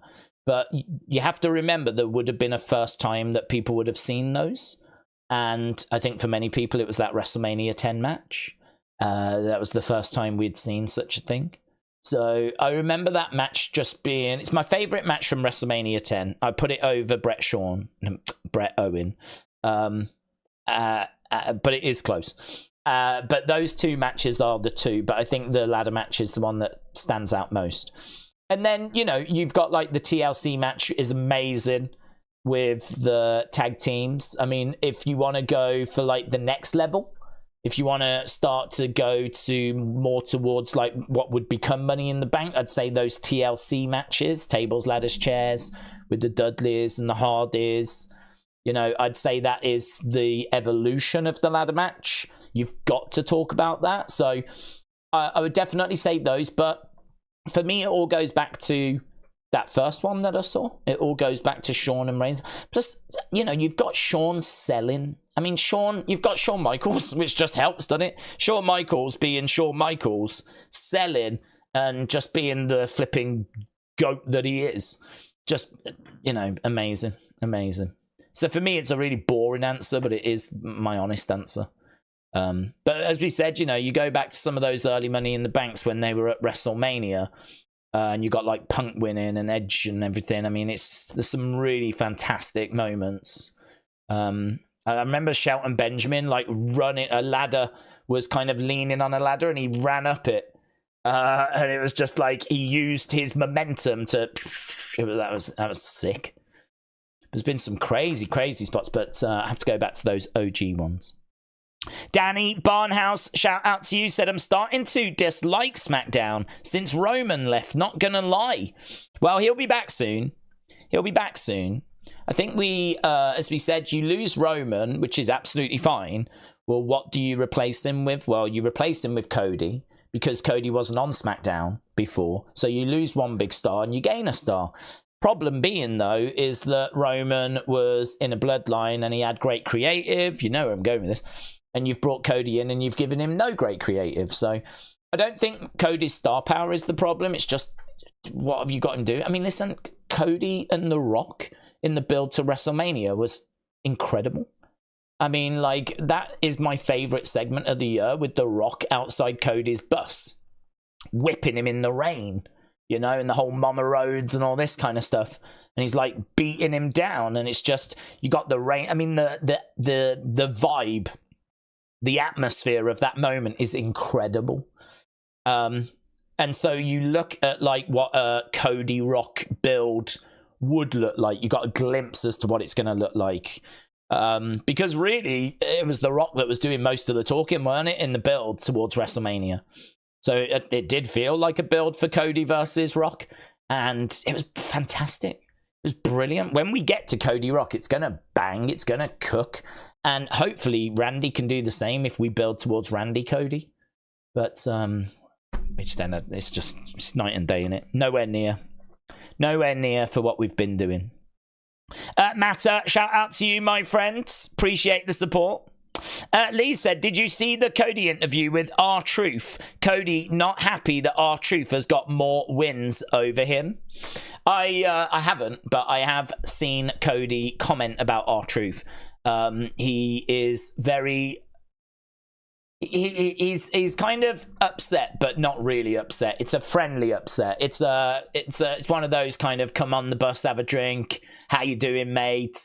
Listen, I got a bone to pick with you kind of upset, right?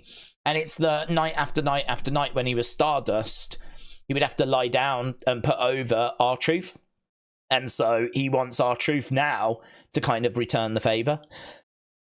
So he wants to face and beat R-Truth to kind of avenge those nights where he was the one that was having to put R-Truth over. And I think, you know, the Stardust character, I think it was Stardust, did job. So did Dashing Cody Rhodes, you know, did have to do a lot of jobs. I mean, you want to talk about someone that's paid their dues.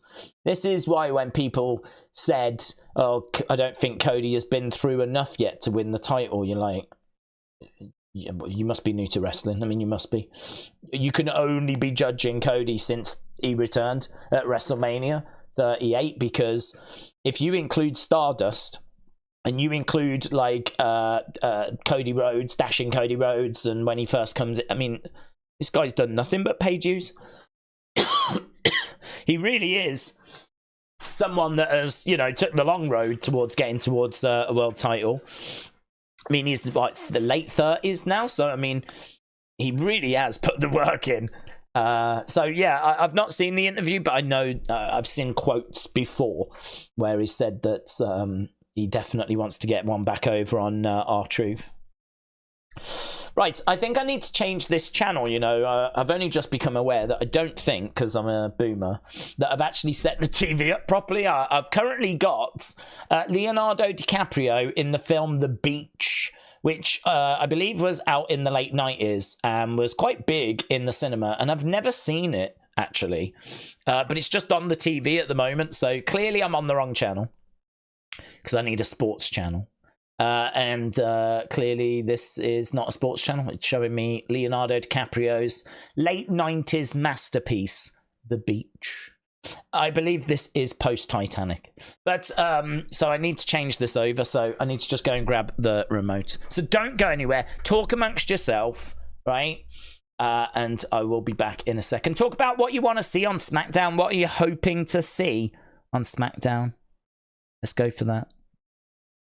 David said, name your top 5 wrestlers from your childhood. Okay. You lot can do that whilst I go away as well. And when I come back, I'll give you my answers. Top 5 wrestlers from your childhood. Go.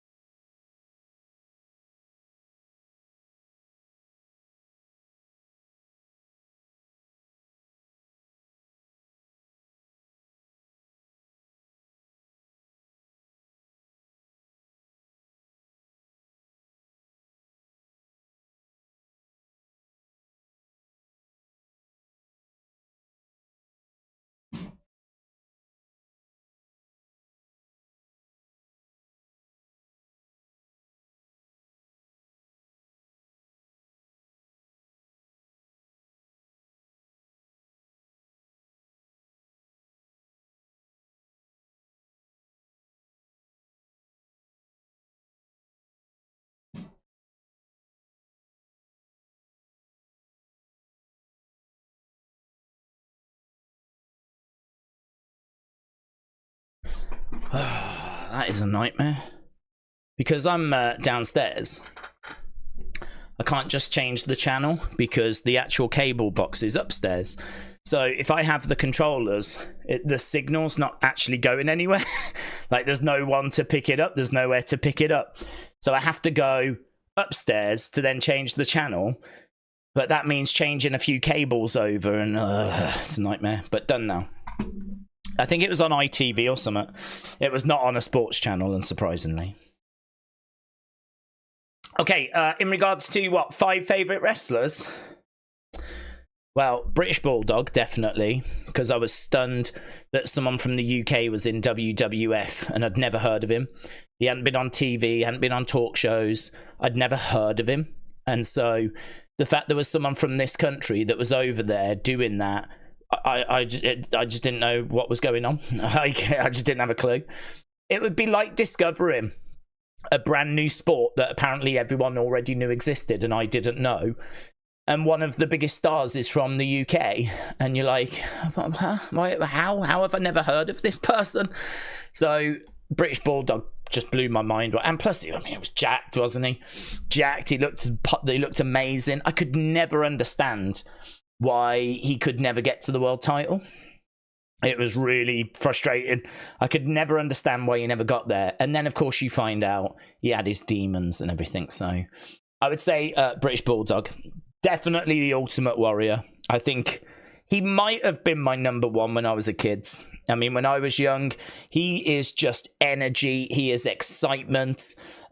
He just comes running down to the ring, shaking the ropes. No messing around. He just gets in there, gets the job done. And you're just like, yeah, you know? I mean, I feel sorry for the other wrestlers because they would come down and they would wrestle, yeah? Not everyone can be the Ultimate Warrior, of course, because, well, you need to have wrestling on the show, right? But because of the work they did, it allowed him to do something different, which is be that kind of, maniac that runs down, shakes the ropes, deals with people in like 2 minutes and then runs to the back again, But he was so, as a kid, colourful. His jackets, the tassels, the long hair, the logo, like everything about him just felt like, he was just the man, wasn't he? He was just the man, so it's got to be him. Don't know if this one's cheating a little bit because when I was a kid, I was buying tapes to watch and catch up, like the stuff I hadn't seen. So technically, I don't think he was around when I was watching, but Jake the Snake Roberts, Jake coming down with the snake. I mean, again, if you're a kid and there's someone that's got a bag and they're coming down and they put it in the corner and you keep looking at it, you're like, oh, I hope he gets the snake out. I hope he gets the snake out. And there was Hasbro's as well that came with like a rubber snake. And I remember that being like one of my favorite Hasbro's. Like the rubber snake that you got with that was just, oh man. I found out years later that Hasbro also made a little sack that you could carry that had a rubber snake in as well. Someone kindly brought one to Wrestling Shop Live for me to actually look at, so that because I'd mentioned it, and so someone brought one along and I actually got to look at one in person. It was amazing.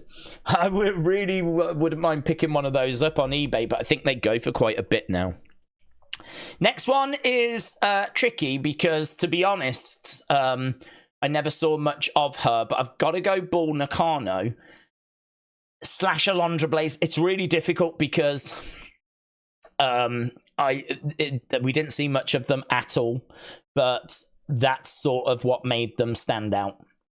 So women just were not really. You got like Sensational Sherry, and you had the odd manager, Miss Elizabeth, obviously, Luna Vachon, but you didn't really get women wrestling much. And I saw Alundra Blaze wrestle, and Alundra Blaze really embodied that kind of mentality of I've got to steal the show.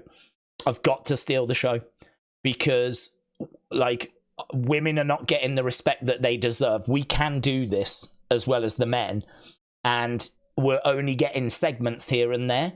So we have got to make sure that we steal the show, basically. So every time Alundra Blaze competed, It was full throttle. It was 100%. It was, you just knew you was going to watch something that was going to blow your mind. If Alundra Blaze was on the show, you knew that she was going to outwork the guys. You didn't think that as a kid. It was more subliminal. It was more, she's exciting. Like, I was excited for her to watch her compete. And Bull Nakano was her opponent I remember the most, with the big sticking up hair. And she was, you know, she had a good size to her, Bull Nakano. And so you've got Alundra Blaze, who I really enjoyed every time I saw her wrestle. And also, she was the women's champion. So in a way, she was the Hulk Hogan of the women's division. She was the Bret Hart, the Yokozuna of the women's division. She was the top girl of the women's division. And even though the women's division was next to non-existent, every time you saw her, you knew she was the best. She was the best. She was the best woman in the world. And that did carry value to me. That really did resonate with a young me. And that was a whole, I think I've said it before, I really think this is where my love of women's wrestling came from. It came from seeing Alundra Blaze and Bull. I mean, Bull Nakano was just the perfect opponent. I mean, their SummerSlam match, and, you know, if you've not watched their matches, I would say watch them, because you watch them now and they don't seem out of place with now.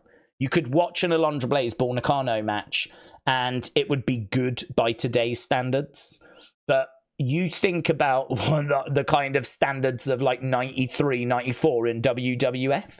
You think about what the average match was like in 93, 94. It was very different to now. Now you get a lot more high-flying, a lot more fast-paced. Do you know what I mean? A lot more false finishes. Like, as time has gone by, they've found out what the crowds react to, what the crowds enjoy, and they do more of that. Back in, like, the 90s, it wasn't that way, really. Like, they put on matches, but they weren't really worrying about the quality of the match. They weren't really worrying about, like, putting on bangers. They just wanted to build up stars and then put them in a match and people would pay to see what would happen.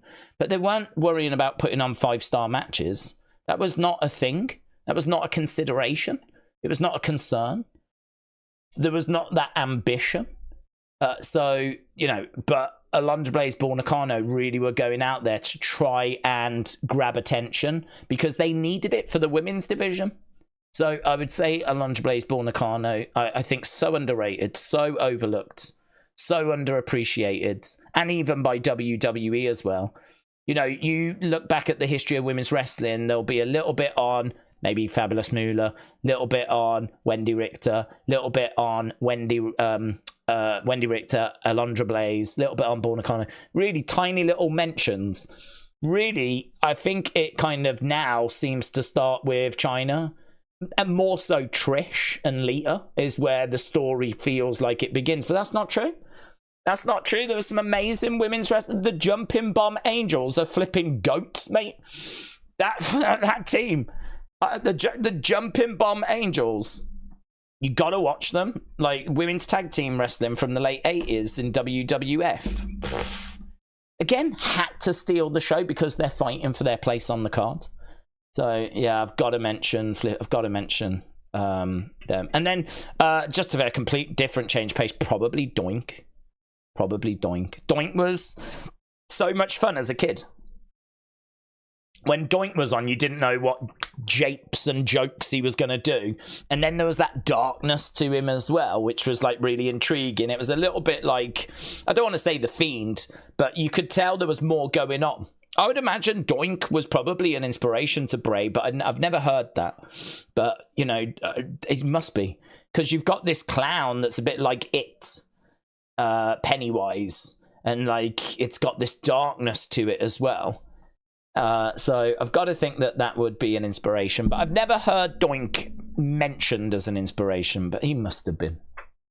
So it would be those kind of names, to be honest. This is why I love the Golden Era, because I could mention Macho Man, who I thought was incredible. I mean, what a wrestler. I could have mentioned Bret Hart. I didn't even mention Shawn, who definitely would have been on my list, right? Shawn and Undertaker definitely would have been on my list. See what I mean? Like, oh my God. So you'd probably have to scrap Alundra Blaze. You definitely have to put Undertaker.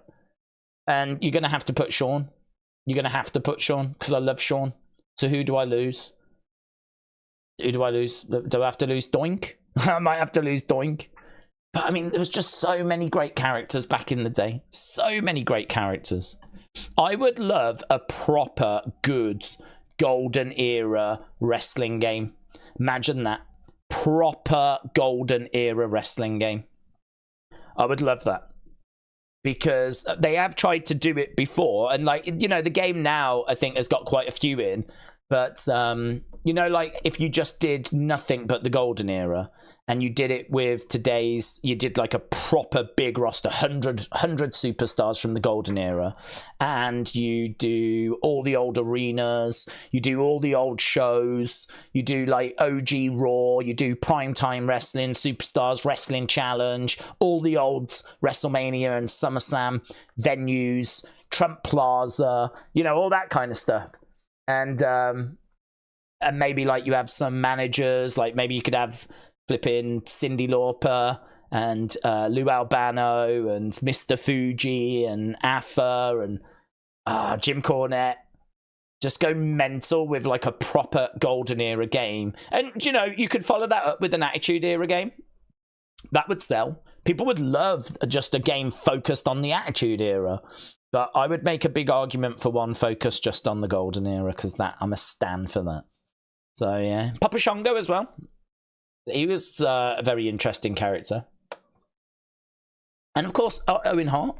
I mean, Owen Hart, when he becomes the King of Hearts. Jerry Lawler, when he's the king and he's a wrestler more than a commentator. He did both, actually, but he was brilliant. Bob Backlund, when he comes back and he's all like... Wrestle with Andy knows about that. We've had many conversations about Bob. Daze, it would be great to have a story where a world champion says as soon as he loses the belt, he's gonna retire. That could work for John Cena next year. Yeah, that would be great, Wrestle with Andy. And also, talking of Wrestle with Andy, I need to congratulate Wrestle with Andy, because Wrestle with Andy did win our poll.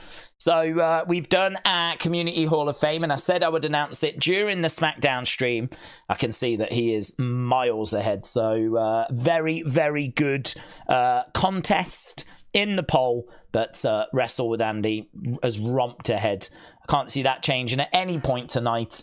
Yeah, Wrestle with Andy, many, many congratulations. You have been selected by the community as the next inductee into the Hall of Fame. So many congratulations, Wrestle with Andy, who managed to lose my head in Philadelphia.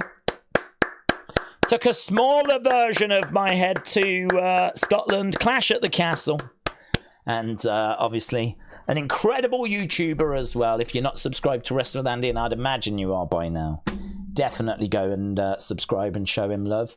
But you've shown him love here as well with nearly 700 votes. Wrestle with Andy is the next person into the Community Hall of Fame. So Andy, you can send me a picture. Pop it in the little video thing below. Yeah. Have a think about that, what picture you want to send over. But yeah, 62% of the vote as well. So very good. Very, very good. One day, I hope to be half as popular as that. Right, here we go. We're about to go over to SmackDown. Art King says, woo wings. Woo wings. Right, here we go. Bum, bum, bum. Right, we are going over to SmackDown, and we are seeing Solo. The chase is always better than the actual title. It always has been, says James. That's true. But I think knowing that, you have to have better plans in place. I completely agree with you. The chase is always better. No disagreeing. But knowing that information means that surely you get something a bit better lined up for when Cody wins the belt.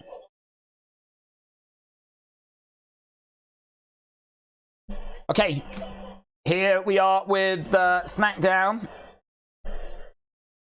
Clowns are creepy, says Alex. Clowns are creepy.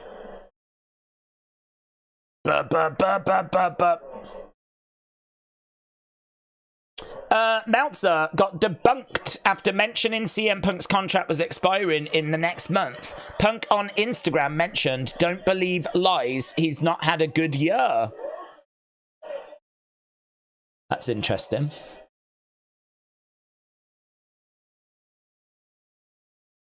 It's interesting how many wrestlers seem to be off with Dave.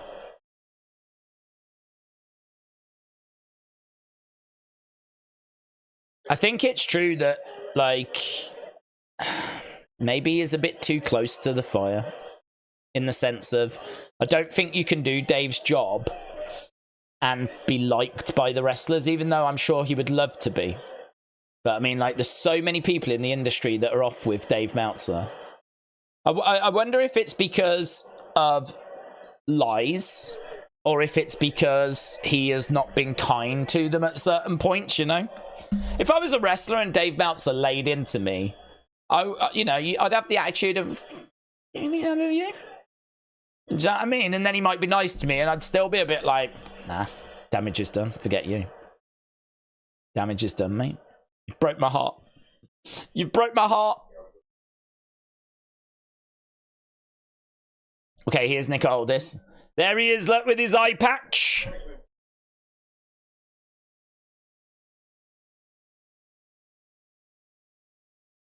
You suffered an eye injury. You're not cleared to compete.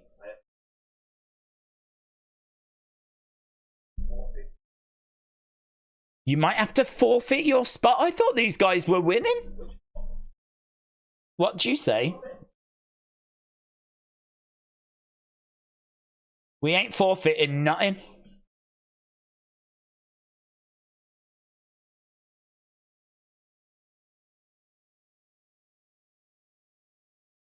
We ain't forfeiting nothing.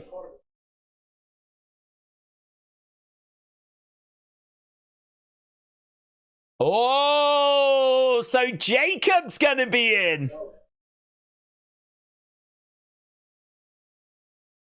Tama Tonga and Jacob Fatu. So they're not actually going with Tonga Loa?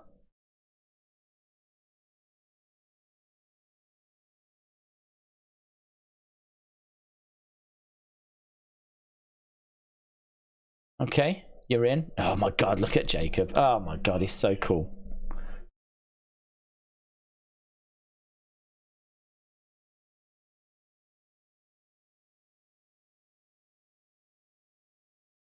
Oh, he's badass, isn't he?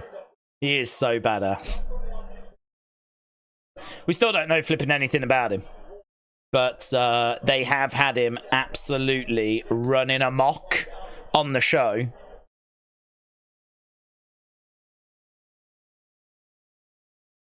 Friday Night Smackdown.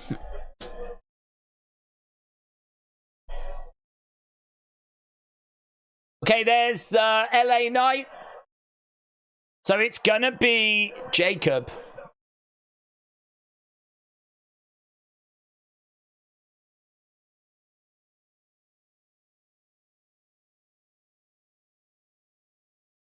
So it looks like we're starting with LA against Santos. We're walking through the gorilla position.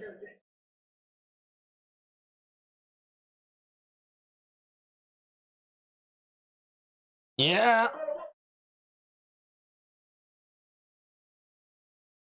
LA Knights. There we go, LA Knights. Making his way out into the arena, getting a really good reaction.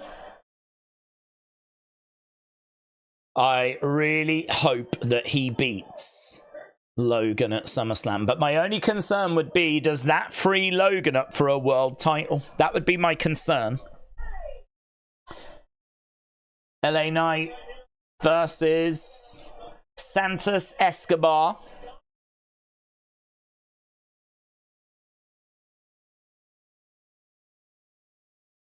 Oh, yeah. LA Knight, yeah. Right. Daze, who would you say would be the wrestlers that Vince booked better than Triple H? Would they have done better in AEW, says Tony. Who would be the wrestlers that Vince booked better than Triple H? That's hard, isn't it? Because, I mean, you're dealing with a lot longer time. I mean, I don't know, Randy Orton, multiple-time champion under Vince, but not a champion under Triple H, but he only came back in November. I think there's a lot of people that Vince... I don't know if Vince books certain people, like I'm looking at Santos, you know? Clearly not LA Knight. I don't know, I think that's a hard one because I don't think there's been enough time. I mean, you're dealing with 40 years of Vince compared with a couple of years of Triple H. And, I mean, maybe you could go Shinsuke. But then saying that, I do like the promos that we had Shinsuke doing for that little period. Shinsuke wasn't even booked that well, in all fairness. There's a sign that says, "Love you, Jessica Carr," in the background. Yeah, I don't know. I think that's a tricky one. Because I don't think enough time's kind of gone by. And what was the other bit? Would they be booked better in AEW? I don't know. I don't want to say the predictable. Probably not. Some people have been booked better. Swerve's been booked better. Big kick there by Santos, and we are underway. Watch Daze is going to say that I abandoned you guys again tonight, even though I've been talking all night. Acknowledge me, says Metal Mama. Hi, Metal Mama. You alright? You alright? Good to see you around. Do you remember when you weren't around the other day? Monday? Do you remember that?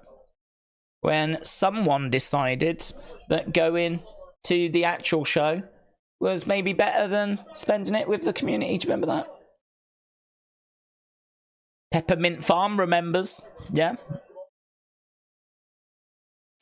Hello, Daze, says Galaxy Wolf. Hello, hope you're well. Danny says traitor. Nice to see that you've unblocked me here. I've been chatting for an hour, says Malma. I haven't blocked you. You blocked yourself by abandoning us. Daze, have you noticed how No Quarter Catch crew no longer feel like jobbers since they dropped Gulak? I think Tavian has been an upgrade on Damon Kemp. Yeah, again, creative. I mean, now they've got a bit of an interesting story where they've bumped off Damien, and you've got Thingy trying to be the new Tony, and he's going to Tony for advice, like Charlie wants to be a leader like Tony is. Tony D'Angelo. And so, you know, we've seen some fun interactions there. We've seen them putting Damien in the boot. Now you've got Ren, who's overlooked that happening. She now wants to join the group. Like, all of a sudden, you've got something happening. Before, it was just, they were just a load of boomers that were just like a poor man's Alpha Academy, you know? Poor man's diamond mine, weren't they? Again, for me, it comes down to creative. The creative has got better. Suplex there by Santos. Ren has been a good addition. Charlie Dempsey is finding his personality, says Big Time. Daze, I got a question. What's 5 Mount Rushmore for WWE finishers? We'll throw that out to the chats. I feel like these types of questions are perfect for the 2 hours before, but I want to dial into SmackDown as we get a clothesline by LA Knight. Let's go, LA Knight, said Joe. Paul said, I think Raw is better than SmackDown. Do you want a purple Nurple, said Corey, who says I haven't already got one. 619 by Santos. There's Elektra Lopez with her boobs on the outsides, getting involved with a slap of LA Knight. So, 10 minutes in. First match, Santos against LA Knight. I don't know that this is going to bang like we saw with Andrade and Carmelo last week. That was excellent. Don't know that this is going to reach those levels, but still, giving him a bit of time, and it should be fun. We know that Jacob's going to be in action in the Gauntlet match. I've got to think that's good for them. I've got to think that's good for the Bloodline winning that. Hello, little advert for Paris 2024.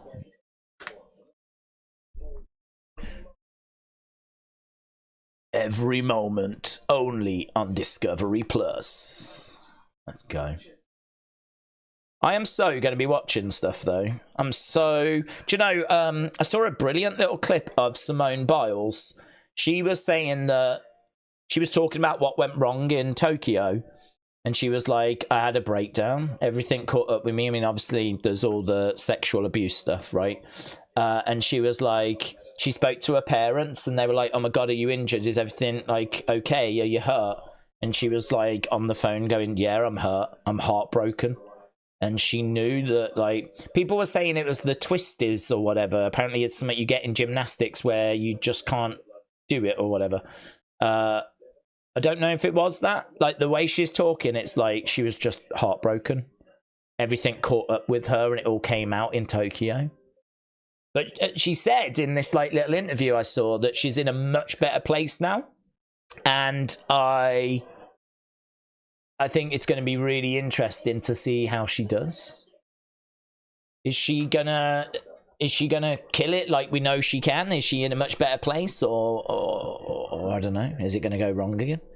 So I'm really interested. Like, I think that's what's great about the Olympics is you get those stories. You know, you get these little stories that make you want to tune in. I want to watch more of them. Actually, that would have been a good YouTube channel if someone had time, just like getting all these stories, putting out little shorts of like, guys, make sure on day 2 you watch such and such because this has been going on, that's been going on, and this is their last chance. They've said this is their last Olympics. They're trying to win golds. It's now or never. Can blah blah blah blah win golds in Paris 2024. You know, you could do loads of little shorts like that. You could look at like key athletes from each country. You could look at, you know, things to look out for in each sport. Just like each preview each day. I feel like I could do a whole YouTube channel on the flipping Olympics. Could have started the year before. But yeah, I'm definitely interested in those kind of stories, you know. But that Simone Biles one was one that I saw. I was like, oh God. Need to make sure I watch that. I want to see that. And the 100 meters. I want to watch that as well. Of course. Double knees by Santos. I hope Roman returns soon, said Klaus. Have you noticed with Raw in recent months there's basically barely any filler? I say this is probably the best run that Raw has had in years, said Big Time Back here. It's very good. I agree. LA Knight being kept grounded. Guys, baseball tomorrow. Yankees take on Red Sox. Massive. Shot to the midsection there by LA Knight. LA Knight against the ropes. Swinging net breaker. Down goes Santos. LA Knight goes against the ropes again. Gets picked up and bat breaker. Bat breaker by Santos. Going for the cover to kick out there by LA Knight. Now, this match, I don't think it's going to go on too much longer.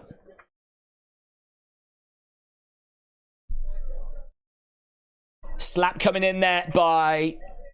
Oh, and a punch.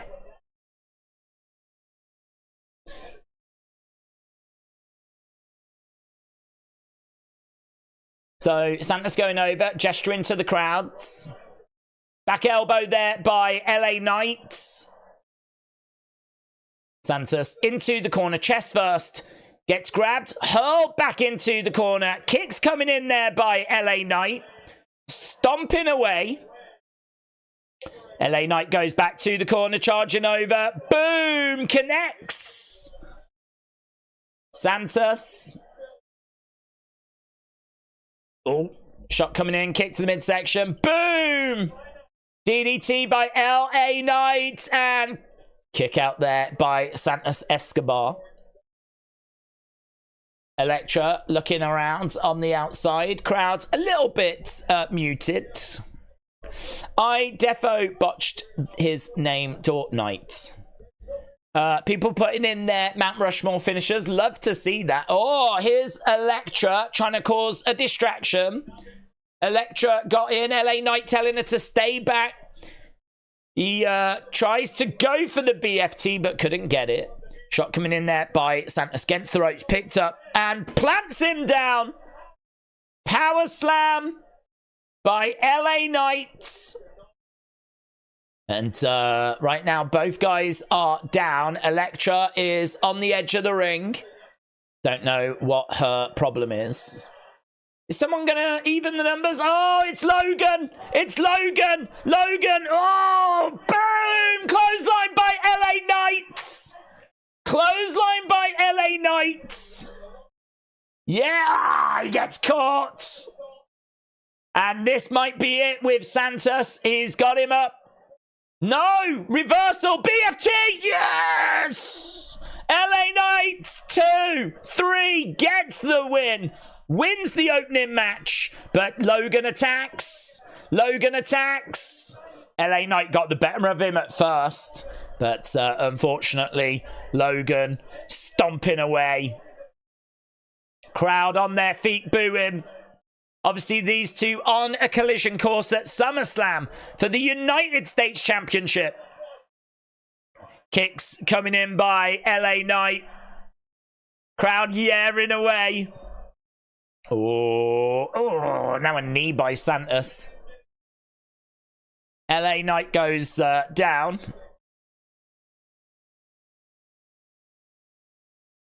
These two working together. Is someone going to help LA Knight, or is he just getting mugged?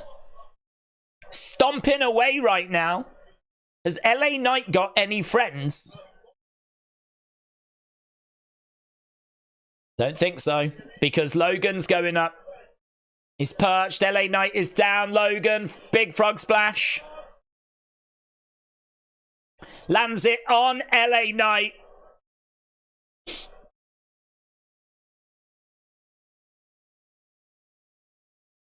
He's listening out for all the boos. LA Knight will get his revenge. LA Knight, SummerSlam. Let's go. Let's flipping go, mate. Let's get the poll up, shall we?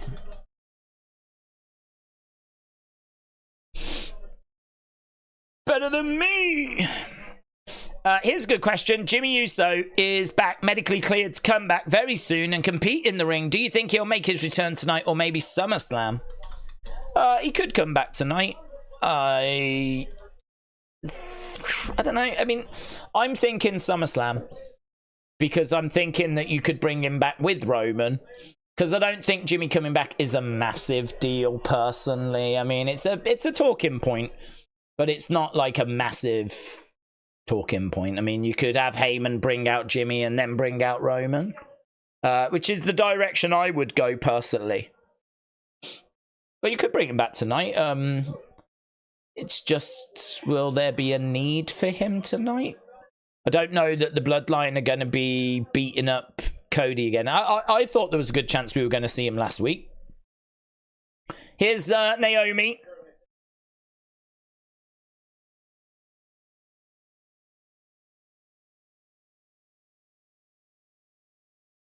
Why did Blair Davenport show you a sign of respect and then attack you?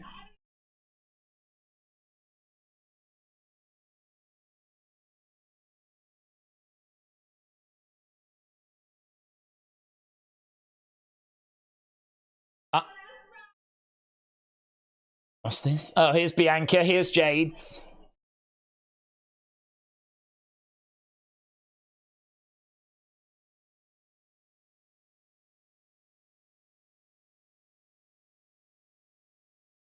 Okay, so they're going to handle some business, Bianca and Jade. They're interested in Isla and Alba. Naomi is interested in Blair. And I always... Oh, hello, Monday. Sci-Fi, don't forget, it's on Sci-Fi in America.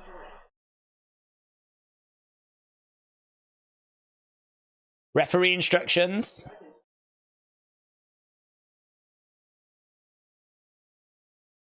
Was that like a new theme? Did it have a slight new theme? Thank you. The top 3 women are back in WWE, said Kian. Daze, Stone Cold Stunner, Tombstone, Pedigree, Doomsday Device, Razor's Edge. That would be mine, says James. Who was the lady with the blonde hair in the background watching, says KD. Didn't see a lady in the background watching. That'll be worth having a little look at, but there's no Wyatt 6 on SmackDown, so unless we're starting to tease Alexa, of course. Unless it was an Alexa tease. But it could be no one as well, couldn't it? So, be worth having a look at that. Johnny said, I think sci-fi's only for a couple of weeks, but I could be wrong. No, I think you're right. I think it's just a few weeks, yeah. It's not permanent. Dr. Luchalala said, I'm still not feeling Blair. Feels monotone. Still not quite developed as a character yet. I think that's fair. We haven't seen much of her, but... and when we did see her, she lost. So I think that's fair, but... yeah... I think that's fair. We'll have to see. We'll see what they've got planned. Hopefully they've got something planned. Because so far, I would agree. I would agree. What is in the back with blonde hair?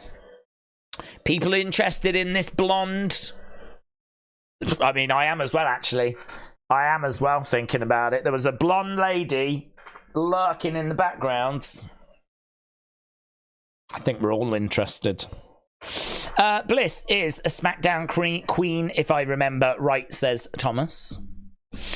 Dort Knight says Deadpool and Wolverine against Daze and Pat at SummerSlam has just been announced.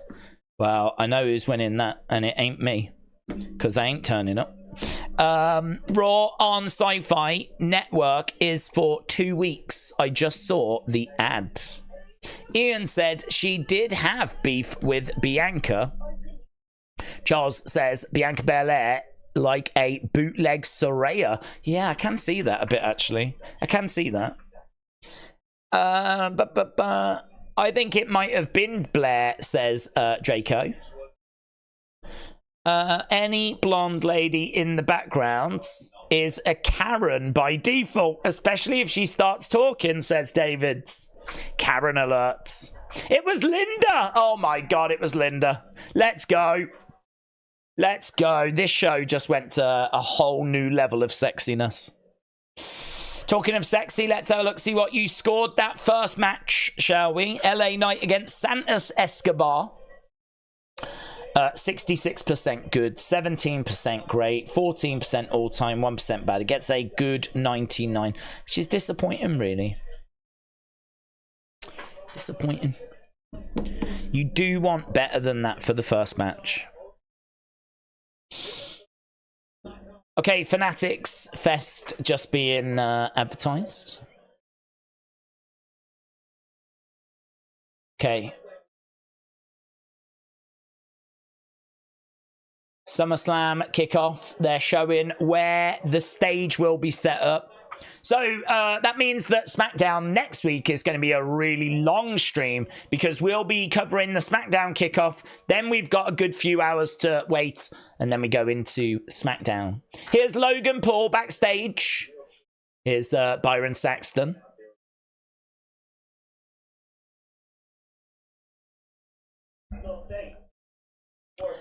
That was a little appetizer.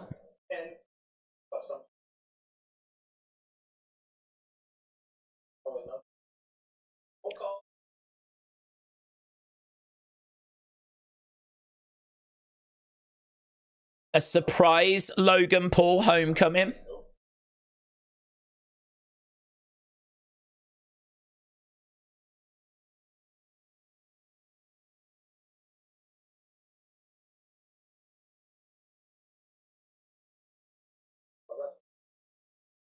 You're wrestling the pride of Cleveland.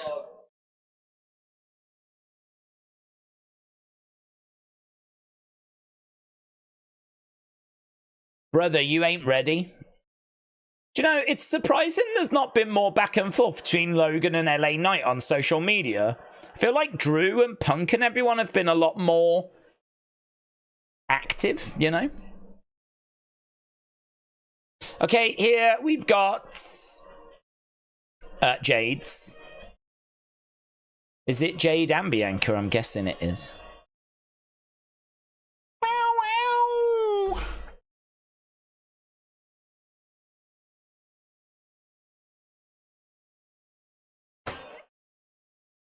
That's me every time I walk into a room. Is it just Jade? Oh, no. Let's go!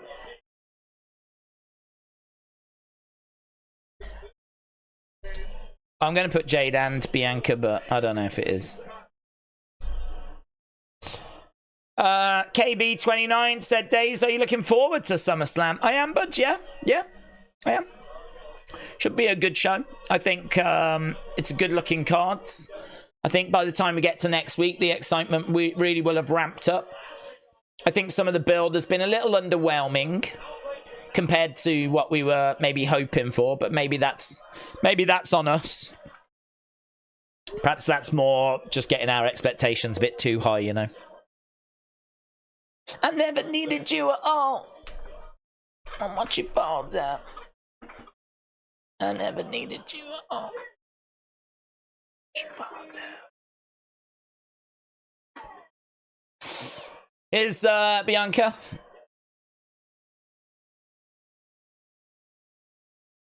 Watch me shine now. Watch me shine now.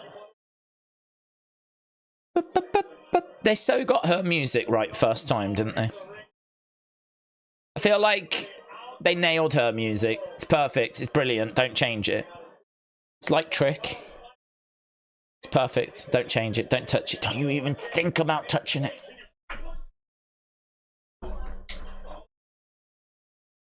I never needed you at all.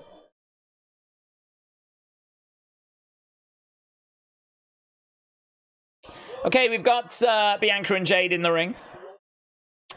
Gotta love Bianca, said Rave Spring. I'm going to cut to the chase.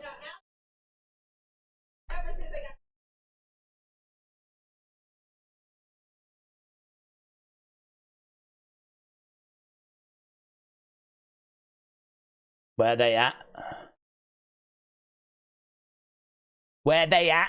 So they want Albert and Isla.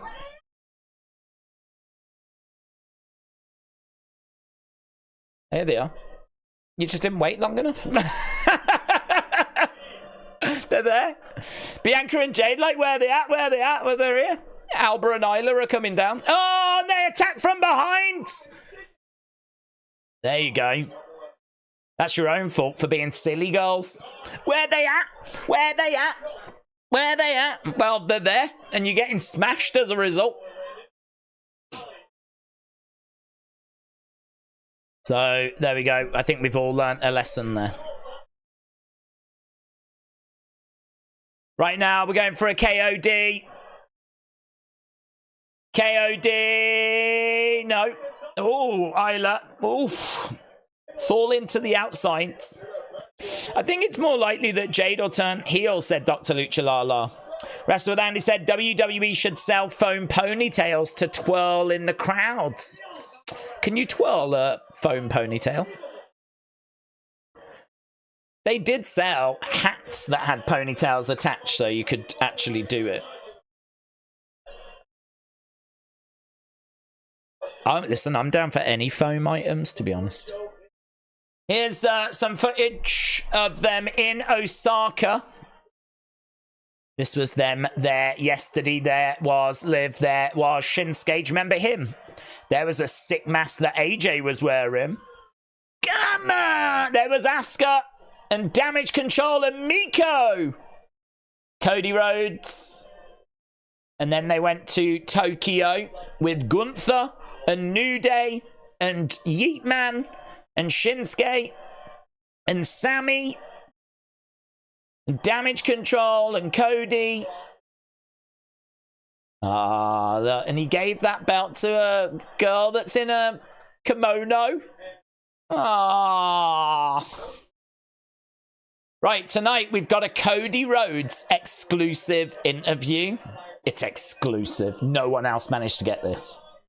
we managed to get an exclusive interview with Cody Rhodes. Let's go. Right, we're backstage with Street Profits and B-Fab. The champ is here.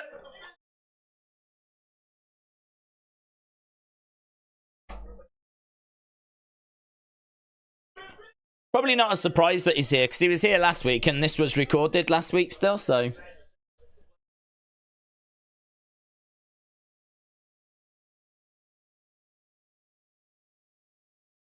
They're still promoting his fight on the same night as SummerSlam, which is a little strange.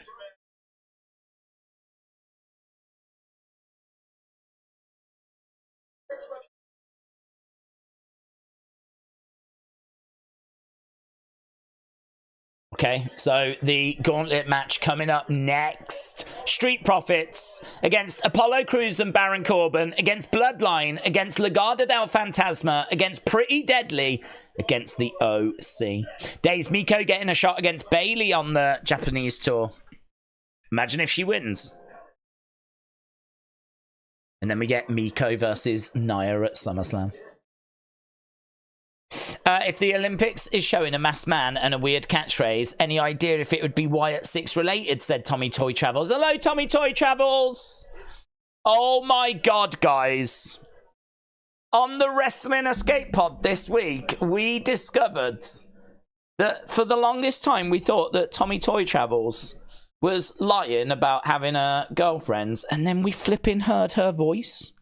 We heard her voice, which I still need to go back and find that moment so that I can pull it out and make like a short. Because it has knocked this community sideways. For like months we thought that he was lying about like having a girlfriend and he was just making it up. And then we went and heard a flipping voice. Now, unless he's learned like how to be a ventriloquist, which I'm not going to rule out. You know, some people can throw their voices. But I really think there's a good chance it might have been a woman. It might have been a woman. She was talking about shopping and shoes. And from my experience, those are woman subjects in all fairness. So, female subjects. So, I think it probably was, you know. Probably was.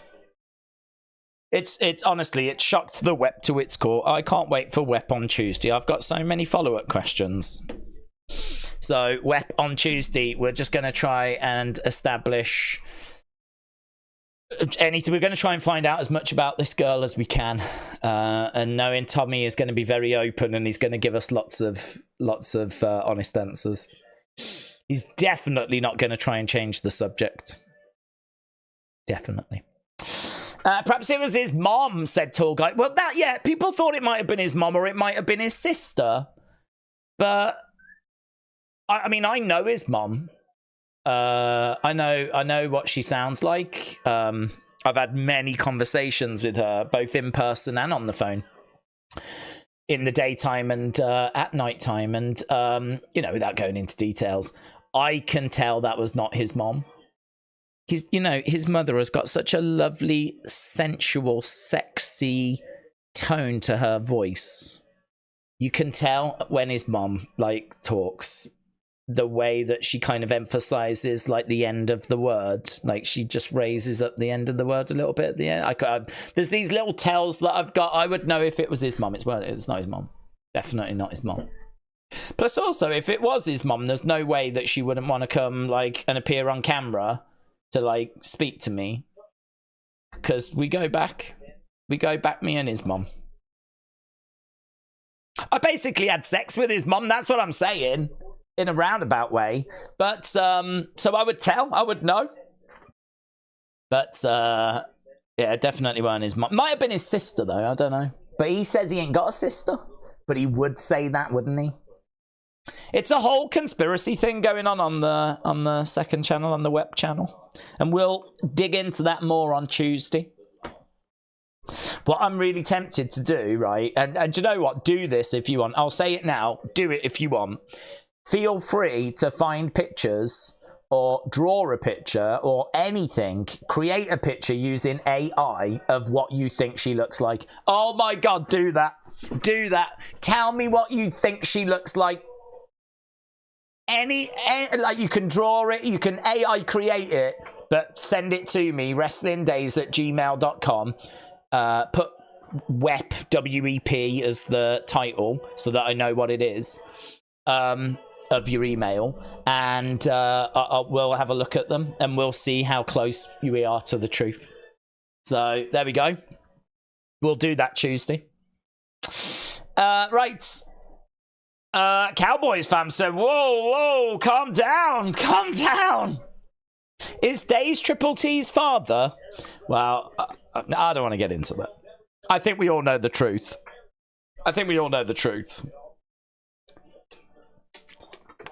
Right. Yeah, feel free to ping those over. I would be... I think that could be quite entertaining. Right, we are back to the show. We was at commercial break. No more talk of sex with Tommy Toy Travel's mother, please. We're moving on. We're adults. What does sex mean, says Big Time Baxter. Well, that's when, like, you have feelings for someone and you get your mouth and their mouth and you're like, you do that. And I've heard that you can even put like a bit of you can get your tongue to like touch their tongue, and it's meant to be like, it's meant to be amazing. It's meant to be like fireworks. So yeah, it's that. And I've done that.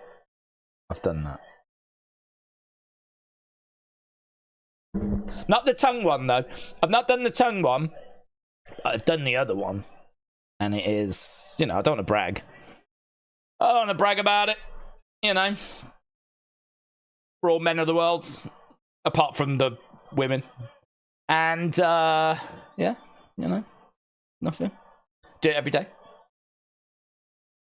Did it an hour ago. Right, we've got Tiffany looking upset because her briefcase is ruined. Look at it. She's gutted. She's upset. Here's Nia. I'm going to get you a new briefcase that's perfect, says Nia. Wow. So Nia's going to get Tiffany a new briefcase. All I want to do is get revenge on Bailey. Oh, don't worry about it. She's getting you a new one. It's going to be perf. Okay, tonight. Bailey and Michin taking on Nia and Tiffany. Let's go. Maiko said, always respect others' feelings, even if it means nothing to you. It could mean everything to them, says Meek Mike. That is lovely. I don't subscribe to that, but that is lovely. Right, here's Alicia Taylor. Look at her. She's wearing a newspaper. She's got like a jacket that looks like newspaper. What's going on? Oh my God. Imagine if that was like the proper day's headlines. Okay, Gauntlet match. Who's going to win out of Joyce and Chisora? I'm leaning Joyce. I feel like it depends if he's done. I mean, I don't think so. I think he's done at the top, but I don't think Chisora is the top. So I'm going to go Joe Joyce. I'm guessing he's the favourite for it. I haven't looked into it, to be honest. Okay, here is the Gauntlet match. I'm just going to... I can't remember how we've done this before. I can't remember if we do... Do we vote each individual bit, or do we do the whole thing as a whole? Oh, God, I can't be bothered to write down each individual one. We're going to do the whole thing as a whole. We're going to just review the Gauntlet match at the end. I ain't doing every individual match. We might have done that previously, but I ain't doing it now. I'm too lazy. Pretty Deadly are going to win this. Yes, boy, said Danny.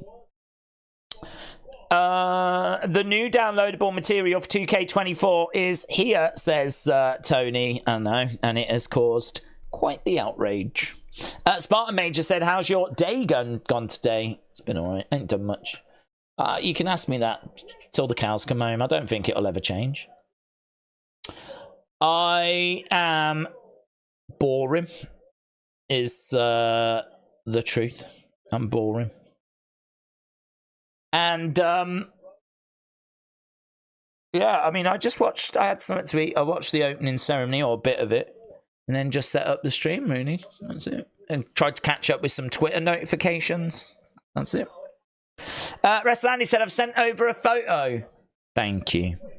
I won't look at it now. I will look at it later because it'll be a nice little addition to the thing, and people will be able to see that on Monday.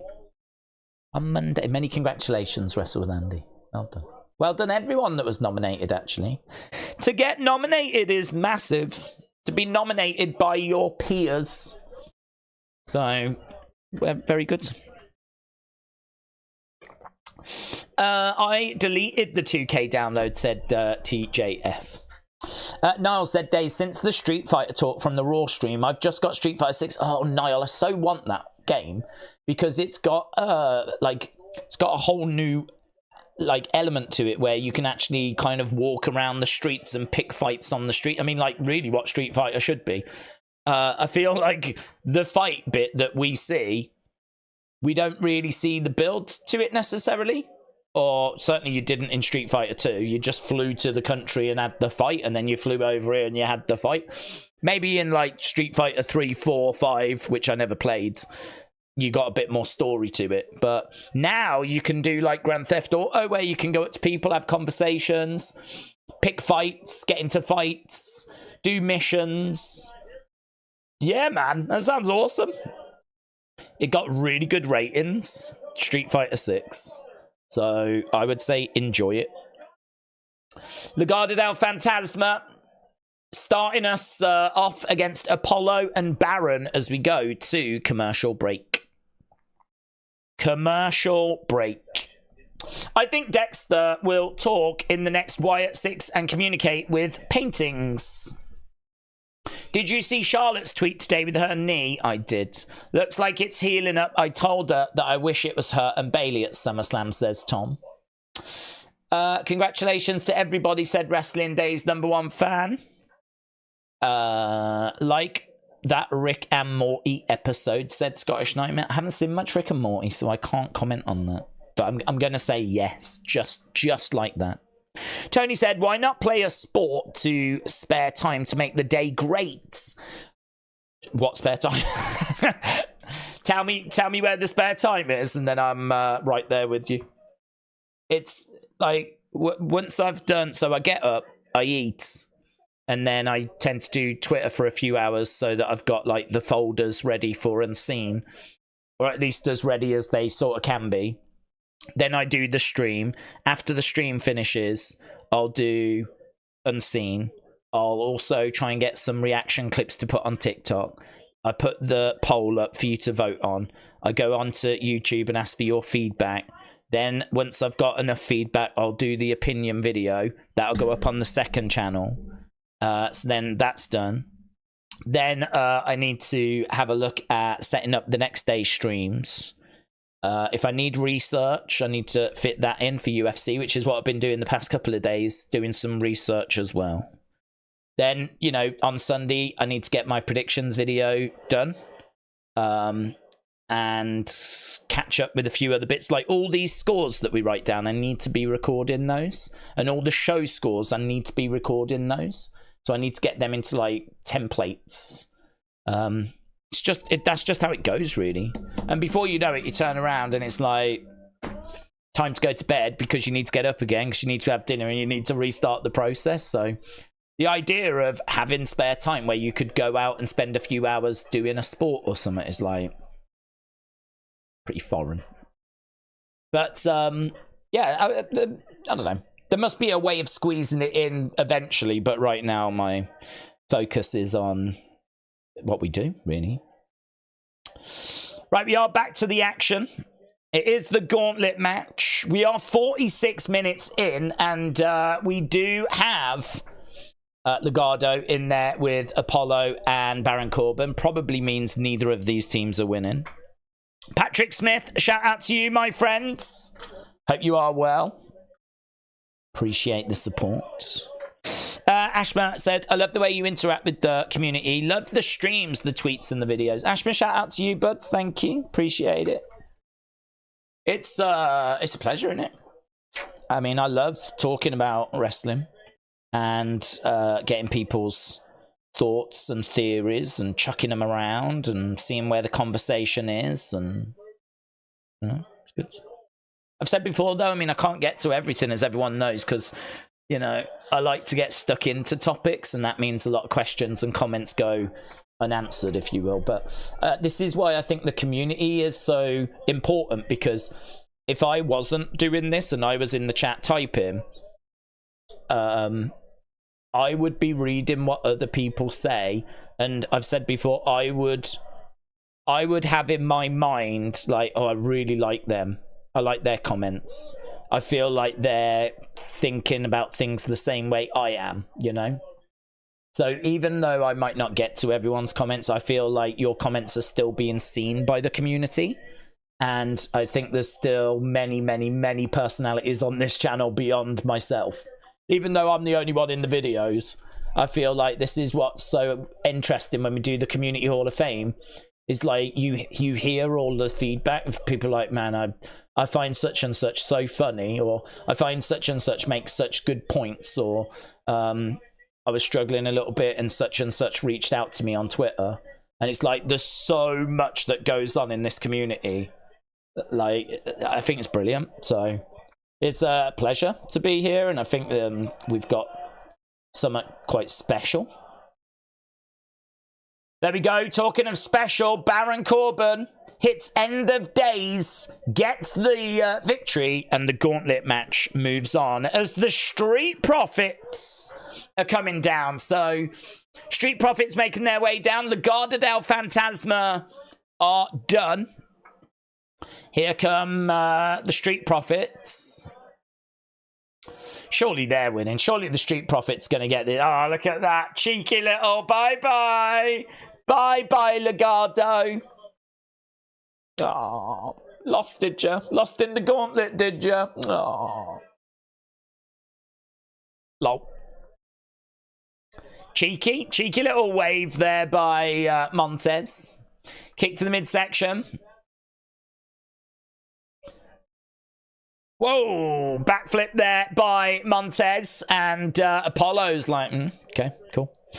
Apollo flips over, lands on his feet, looks over at Montez, jumps over the top. Montez against the ropes. Montez and Apollo. Drop kick there by Apollo. Apollo! Raw on Netflix sounds exciting, said Big Time Baxter. Imagine the millions upon millions of people that will be exposed. All of a sudden, SmackDown is on US is start going up, says Big Time. Do you think this is gonna? Who do you think is gonna wear the sheep mask in the Wire 6? I don't think anyone's wearing the sheep mask. I think it would have been Rowan, but he's not wearing it, is he? He's wearing the rabbit mask now, so I think the sheep mask is done. He had it because he used to wear it and he was reminiscing about the past. So that's why he had it and he was thinking about it because he used to wear it in the OG Wyatt family. But I don't think there's nothing that's kind of indicated that we're going to have someone wearing it going forward now, you know.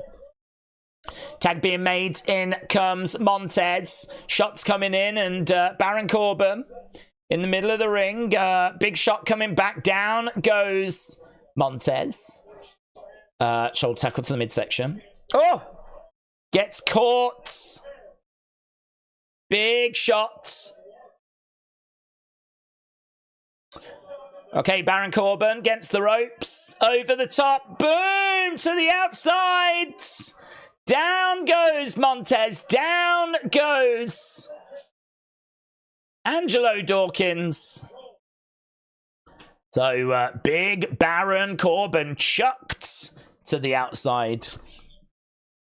I think Street Profits and Bloodline at the end would be my guess, said Shockwave. Bloodline have to win this.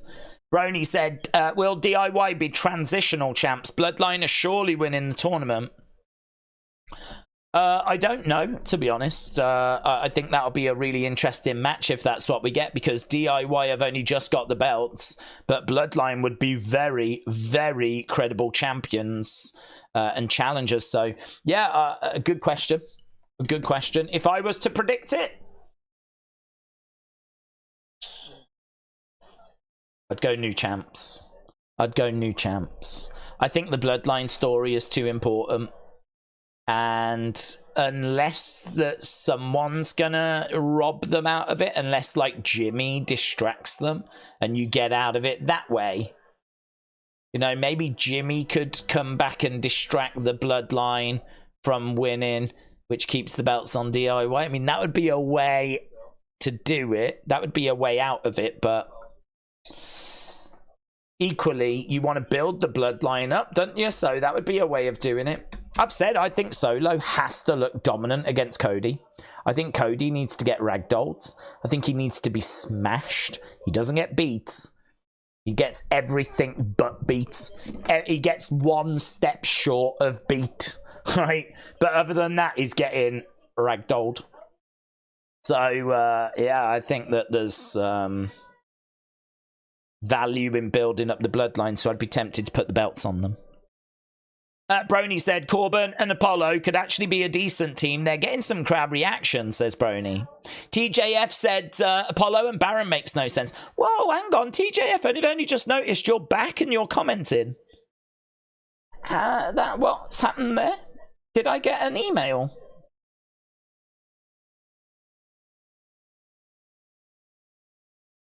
No? I didn't get an email. How are you back commenting? We've got a problem. I'm going to tell people, right? There is a big problem that I've got, and I'm really, really close, but I haven't quite got there yet, to saying to the mods, can we time out rather than block? Because I've got a big problem. My problem is that when people are blocked, I don't have a way of bringing them back. They could go into the emails and be really apologetic, like, look, I was spamming, but I was just really desperate to get your attention. I'm really sorry. And they've ended up getting blocked, and, you know, you'd go, don't worry about it. It's no problem. Just don't do it again, right? I'd be quite happy to do that for people if, like, they'd been spamming or something, right? Daze, how you doing? Daze, how you doing? Daze, how you doing? I could understand that upsetting people. They end up getting blocked. Blah, blah, blah, right? But the problem I've got is there is a fault with YouTube. The block list I've got, it has a few hundred names in it. And I have been asked so many times, please, can you unblock me? I'm sorry for what I did, blah, blah, blah, right? And every time I look, their names are not there. Their names are not there. And it might not be spamming. It might have been, it could have been out by accidental. Might have blocked someone by mistake. It might have been you meant to block the person above and you've blocked the person below, you know, because the chat's moving. I don't know. There could be a billion reasons, right? But the problem I've got is that I cannot bring people back. Once they're gone, I don't have the ability to do it. So I keep getting all these people getting in touch going, like, my comments aren't appearing, all this. So I've got in touch with YouTube. I'm like, I haven't got visibility for some of these people. I can't bring them back. So it's a bit of a problem that's taken up a bit of time. So I'm quite close to saying to the mods, can we just time out for a stream? If they're, you know, I think there is a line where if someone's coming in and they're like swearing their head off and they're going off on the community, or if it's clearly someone that's not part of the community, they're just sharing links, you know, those bots, you know, all of that. I don't give a flip about that. Or if someone's coming in going, you lot are all blah, blah, blah, whatever, going off on the community, and there's not really a way back from that, you know, unless they go, oh, that was my son or something, you know, which I have had. I have had people going, oh, my son got onto my account and I'm so sorry. Which I don't know if that was true, but so yeah, I was quite close. I haven't said it yet, but I was quite close to saying to the mods, can we just like use the timeout for like just kick them off the stream for the whole stream? I wouldn't mind that, but at least then I don't have the headache of like trying to find them and bring them back, which I just can't do. So yeah, I've been faffing around with that. That's one of those kind of behind the scenes rubbish jobs that you have to do when you're on, like, doing YouTube's rubbish. I think I've only banned about 3 people, and they were racists. No problems with that, James. Let's make that clear. No problem with that. People being blocked for stuff which you just can't return from, you know? Spamming. Maybe they're a kid, you know, that's got a bit excited. I can sort of understand that. Or maybe someone's got into an argument and they just won't back down. They've got a bit heated and they've got a bit lost in the moment, you know. And once they've cooled down, they've gone, yeah, I didn't mean that. I could understand, you know, I'm all right with giving those people second chances, but if you're going to come in and be racist, I mean, that's a straight reds and you're done, aren't you? And as we said, you know, those bots, they're just bots, straight reds. Here we go, Pretty Deadly, Street Profits. Pretty Deadly making their way down. But I only commented once, and I'm blocked, said Jimmy Rabbit. You're not blocked. Well, I can see you. I've never got banned. I just share the stream, said TJF. Yeah, I know you was obviously someone that was struggling with your comments being shown. Maybe some of it wasn't even that. Maybe there was a YouTube glitch or something, but it's been pretty steady, actually, I would say, for about 6 months, where I would say a good couple of times, well, maybe once a week, something like that, I've had someone different getting in touch saying my comments aren't showing. Yeah. Problem. It's Pretty Deadly. Shoulder up there as Street Profits going for the pin. We're almost at the end of the first hour. Stan said if you get banned like I did, just create a second account. Yeah, I would agree with that. I would agree. If you get banned, create a second account, because if you come back in and, like, you know, everything's all good, then your account's going to be all good. He just got dropped on his head bad there, you know. I think he's okay on the outside of the ring. It was Kit that was dropped. Elton in the ring, grabbing his head. I think he's all right, look. Yeah, that was moody, man. But both guys are okay. Throwing in kicks on Montez. Here's Elton. He comes in. More kicks coming in. Mr. Quake said a fellow YouTuber was hacked as well. Kicked out the house. A fellow YouTuber was hacked. Kicked out of the house. Don't know what that means. Yes, boy! Donald said, the blonde girl you're talking about behind Alexa, definitely... No, behind LA Knight, definitely not Alexa. Thank you, Donald.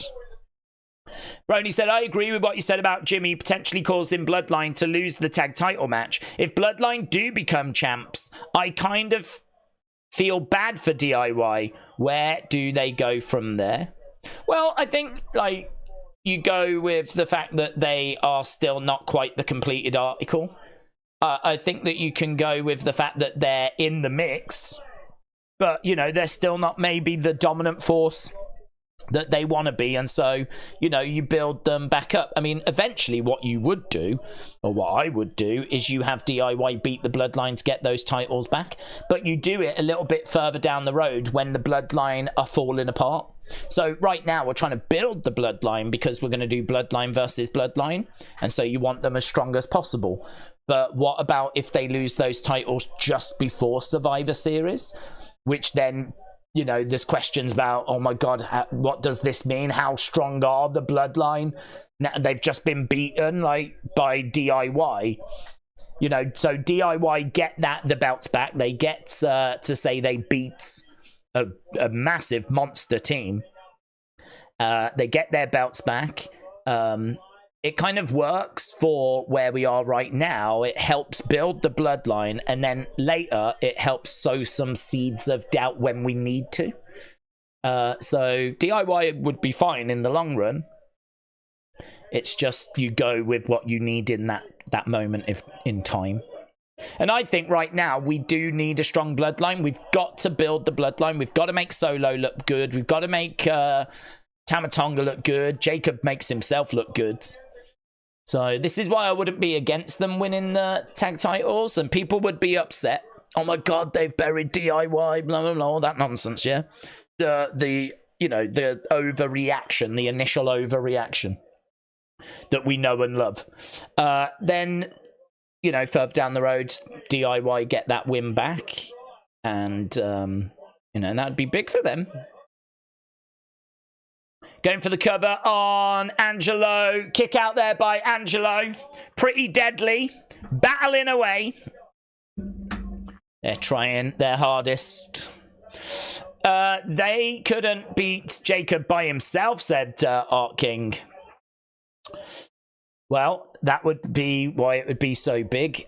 Jacob, I think, if the Bloodline win the titles, you could maybe have it so that when they lose them, Jacob isn't in the team. We found out tonight that Bloodline is the Bloodline. It can be any two members. So you could have Jacob not in the team, but equally them getting a win when Jacob is in the team, that would be really useful for DIY. Granted, it wouldn't be Jacob you'd be pinning. It would be Tama Tonga.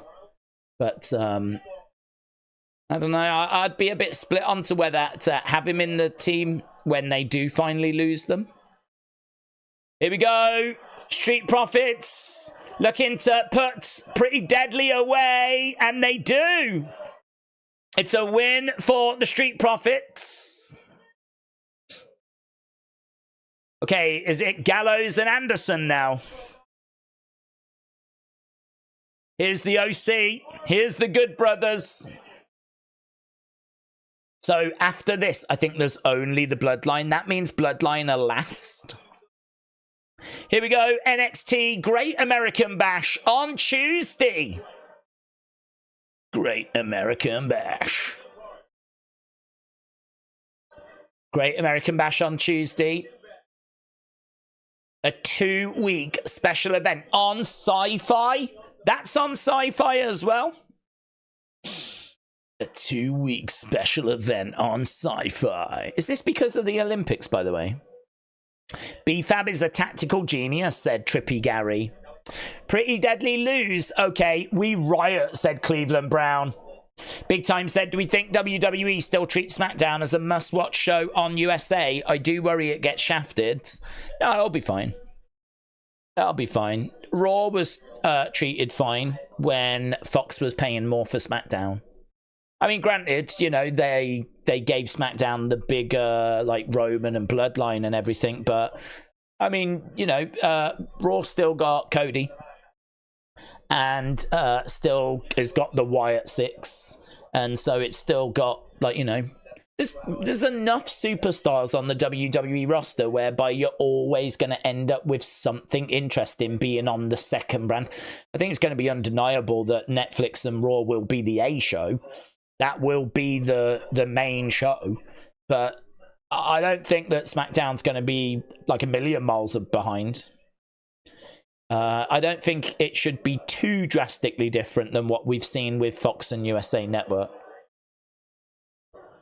But that first period will be massive for Raw. I mean, that's going to be bonkers because they need to get people going to a place they're not used to going for wrestling.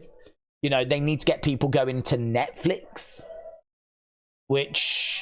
you've got to go big. You've got to give people a reason to tune into that first show. That first show is going to be flipping insane. That first show is going to be bonkers. So, yeah, maybe at the start there'll be a bit of a gap, but eventually I think it will settle down. Justin said, SmackDown Tag Division needs to be rebuilt. This roster just doesn't cut it. I agree. I just keep seeing people coming down that just don't really do much for me. I mean, Pretty Deadly are fun, but they're not really credible. Good Brothers are, not fun or credible. Apollo and Baron, I mean, all right, you might be able to do something with them, but they ain't floating my boat right now. Even Street Profits, they're good, but I mean, we haven't done much with them, have we, for a long time? So I agree, the division is not in a great shape, is it? It's not in a great shape. You've got teams. I mean, you can name teams, but can you name teams that you really care about? Can you name teams that you really have got any sort of feelings towards? I mean, I don't mind the Street Profits, to be honest. I don't mind the Street Profits. I don't care about Legado. I don't care. Pretty Deadly are okay. They're okay. We just haven't done much with them. They've been injured, didn't they? I mean, that's hurt them a lot. Perhaps if we can just get these teams to stay healthy, then we might be able to get some more out of them, you know? BFAB on the outside, banging on the ring. Come on, let's go. TJF said, this is my second account. Oh, that's why. Got you. Got you. Haley said, do you prefer Street Profits as heels or faces?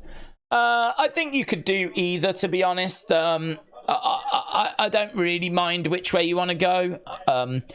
I'm not a fan of their ring gear. Not Dawkins in particular, really. I don't mind Montez so much, but Dawkins, I don't know. He just looks like a dude that plays basketball down the local park, doesn't he? It doesn't do it for me, but I think they're a good team. I feel like we should be digging into Bianca and Montez more as a couple. I don't know why we don't do that. You know, they were with Bobby and seemingly they're not now. Now they're just with BFAB and the whole Bobby stuff has just been dropped, which must be really frustrating for Street Profits because that felt like it was going to get somewhere. You know, it felt like they were going to be the pride and they were going to get new music. They were going to get a new look and they were going to wear sharp suits and it was going to be a bit Hurt Business-esque. I think we were all really excited about the prospects of where that was going to go. And it's ended up going nowhere. It's ended up achieving nothing. Which is really disappointing. So that's done, I think. Now we need to find a new way forward, so... don't know, do something with them, do something drastic. Whatever this is just feels like what we've been doing. Elbows coming in by Gallows. Thomas said, creative really missed the mark with Corbin. He had so much promise and he could have been a much bigger star. Thomas, shout out to you. I hope you're well. It's Blue Fusion said, I think that Pretty Deadly need to have that underdog accident victory to win something big and then have them reevaluate themselves and try harder for that #1 tag team spot. Yeah, do you know, I mean, Pretty Deadly to me, I think they do try in the ring. Like, they don't faff around, they don't mess around. But if we could start giving them more wins, I think, you know, that would make their gimmick work better. The problem is, if you give them more wins, someone else has got to get more losses. Hasn't they? You know, someone's always going to have to put others over. And, you know, Pretty Deadly might just be finding themselves kind of in that spot, really, of always being the team that just puts over those teams that are slightly ahead of them. This is where, like, enhancement talent, like local jobbers, like, this is where they were always useful because you could give your teams wins over nobodies. Over the top, but I just don't know that that works very well for ratings. I don't think people really want to tune in and see nobodies getting beaten, you know.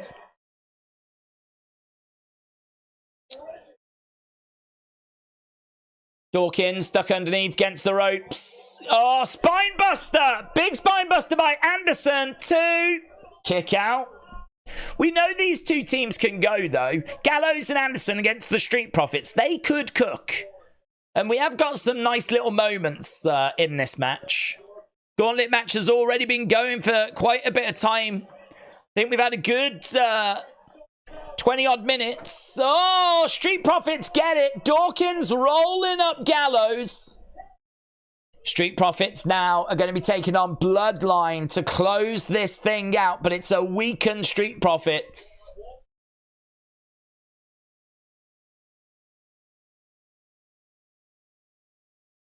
Is this Jacob's? Yeah, it's Jacob's theme. Which I still don't quite know, but I love the flames. Jacob Fatu.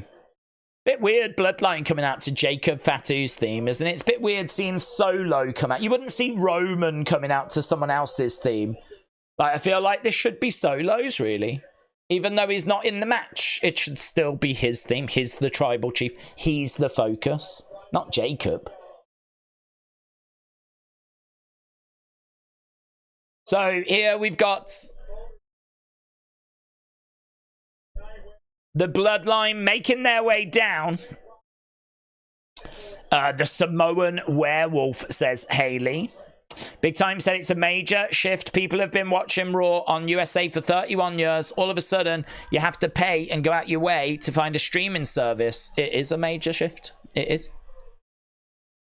Obviously, wrestling will still be on USA Network, but on, I'm guessing, a Friday. I don't know if that's been confirmed that it'll be Fridays. But clearly WWE are not going to want it clashing with any of their other products and programming, so it can't be a Monday or a Tuesday. Montez is the star, said James. He is that guy. He is that future singles champion. Dawkins would be good in NXT. Poppy said the entrance is fire, though. No pun intended. Dr. Lucilala said Jacob's entrance is sick. Art King said Solo is mid, though. Well, that's the problem, isn't it? That's why you've got to make him not mid. That's the challenge. Tony said, could you sing a new version of the halftime song? It could even be a new theme for AEW. Well, we're quarter of an hour past the halfway point, unfortunately. I've said I would be willing for people to submit their own versions of the halftime score song. I think rather than me doing everything round here, we could start sharing out responsibilities, couldn't we? Yeah? Doesn't always have to be me. A lot of people have Netflix, said David. I just hope WWE arriving doesn't drive up the Netflix price. That's good. Good point. Shift God said Cody coming out wouldn't shock me. Macarai said when Roman returns next week at SummerSlam, does he come out before the match finishes or after? I think after. But it could be before, and it could be that Roman costs Solo. You could go down that road. That would be fine, because I really think Solo needs to look like he's about to win the title.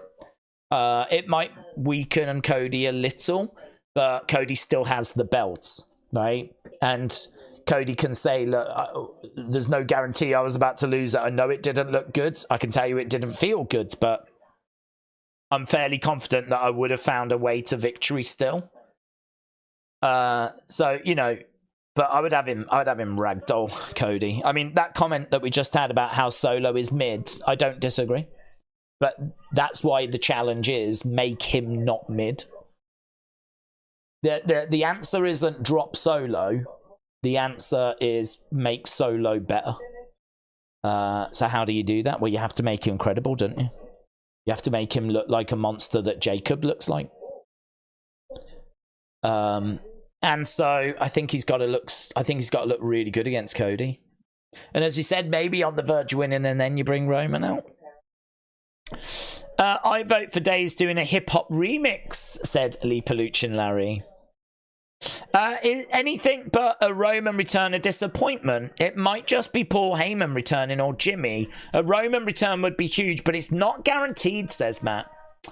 I think not getting Roman would be a disappointment, yes. I feel like everyone's sort of mentally got themselves ready for it, so not getting it, I think, would be a disappointment. But I think anything can happen in WWE, so you need to keep an open mind, really. But yeah, it's easier said than done, isn't it? I think we're all sat here going, nah, he'll be back. He'll be back. He's had a good break, hasn't he? He's had a good break. And an important break as well, because think about the fact that from WrestleMania, he got to, I would hope, spend a bit of time with his dad. And then his dad passes away. Imagine if Roman was working all the time, he was on the road, and he gets the phone call, your dad's passed.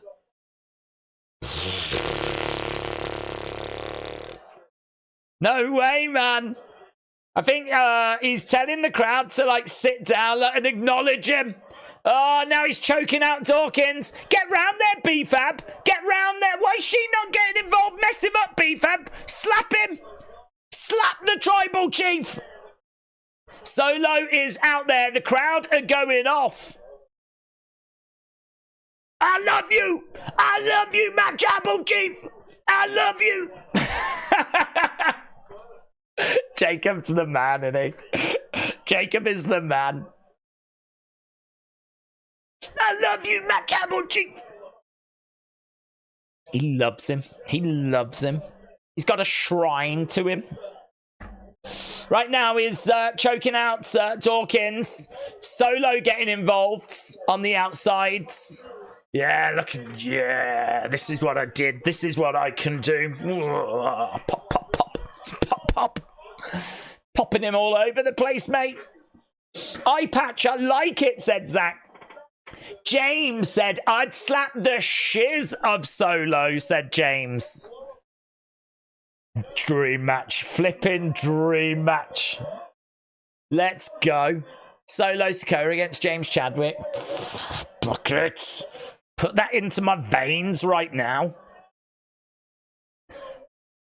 Jacob went into the corner, collided with that corner post. They're trying to get Montez into the match. Jacob tags in Tama. In comes Montez.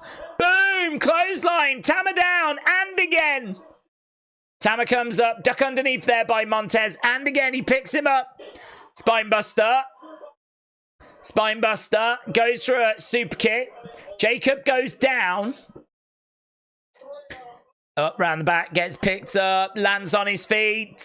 Boom! Kick to the midsection, and again. Goes for an enziguri. Tama moves out the way. Double axe handle.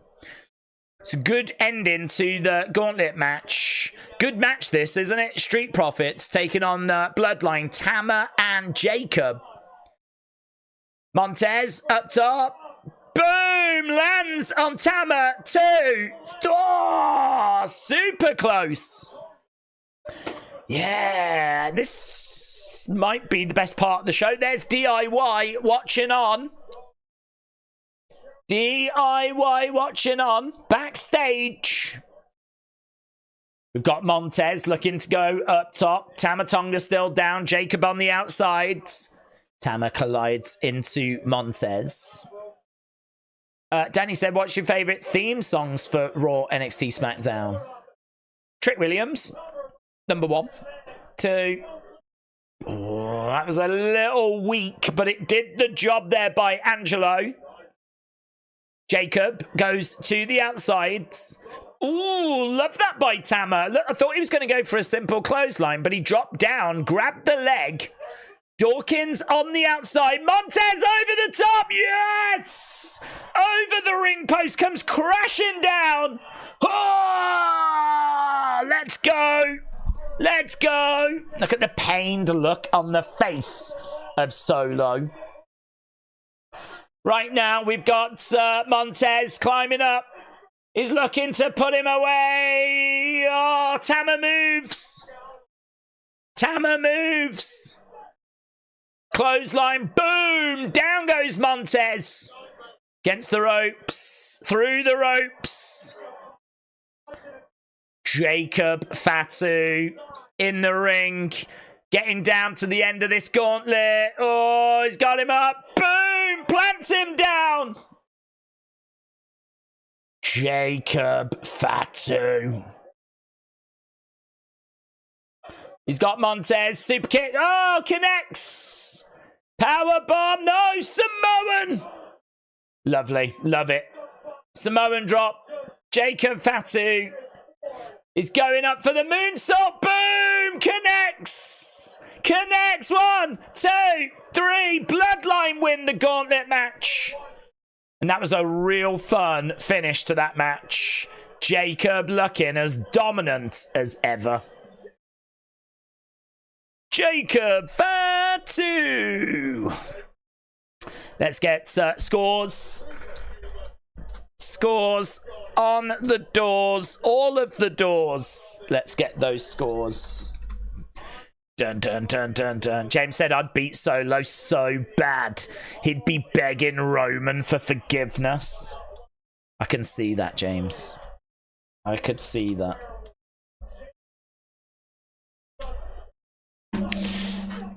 It's like Tiffy's, except £100 heavier, says Eric. Dun, dun, dun, dun, dun, dun. The ridiculous abilities.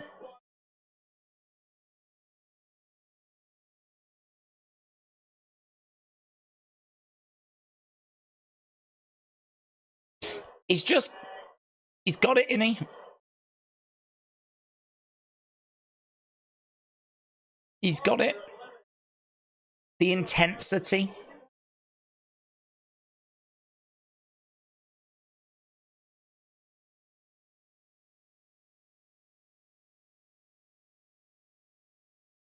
Coming up next, Cody Rhodes.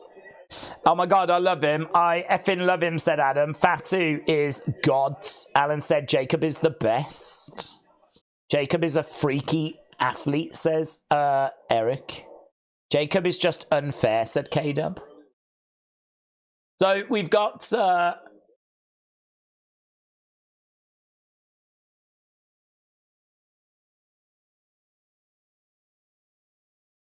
So sit-down interview with Cody coming up next. We got about half an hour to go.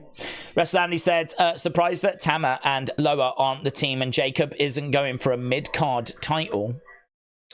I don't think they've got any faith in Tonga Loa. Dude is athletic, powerful, just has it all, said the Jimmy J. These matches were after SmackDown last week, said Zach. They were, yeah, they were. Need to make that trip if it's in US. Fatu Roman, said Thomas. Did you watch the opening ceremonies? 2 words. Celine Dion, said Dad Stuff. I did watch them. I thought it was good.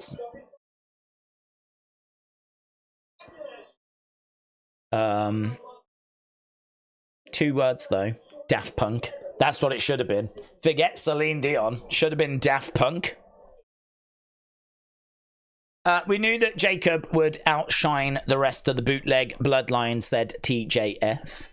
Metal Mama says Solo just looked like he was shooting for a boy band photo with that look just now. Imagine him in a boy band. Imagine Solo being on the walls of like 13, 14-year-old girls all over the world.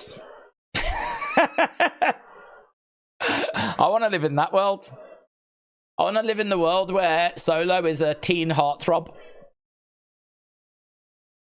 And he's got like an album that's got like Ed Sheeran and Dua Lipa and Harry Styles on. I want to live in that world. Daft Punk, yes! Around the world, around the world, around the world, around the...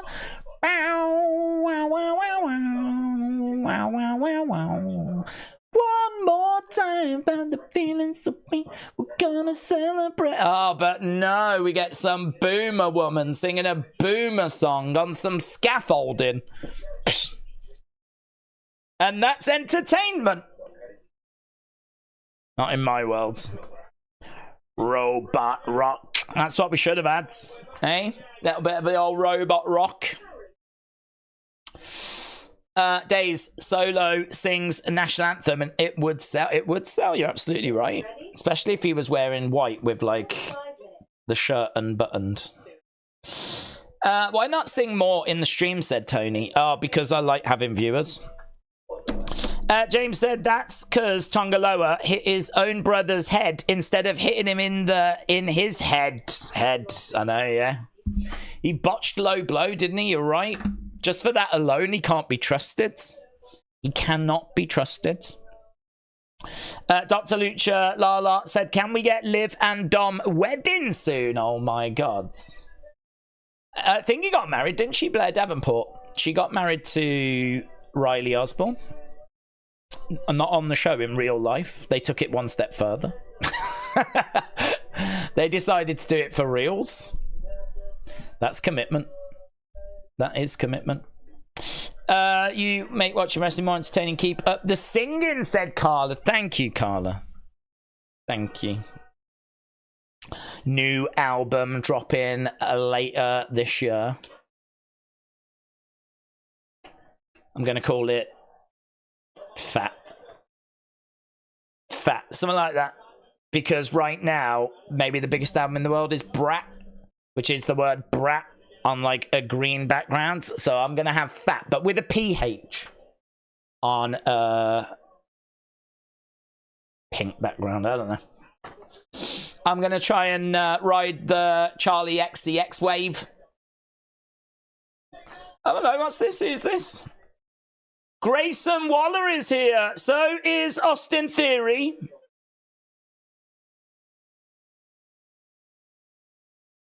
We would have won last week. Who's going to interrupt them?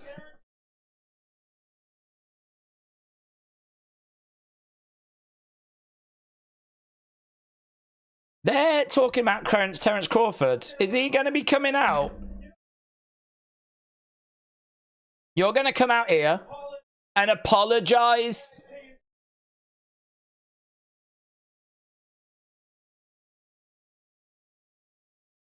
They're calling out Terence Crawford's. Grayson and Theory.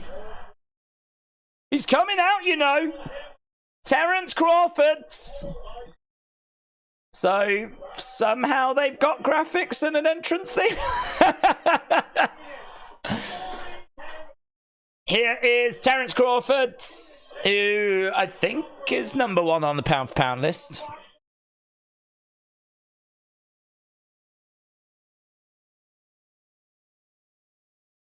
Terence Crawford.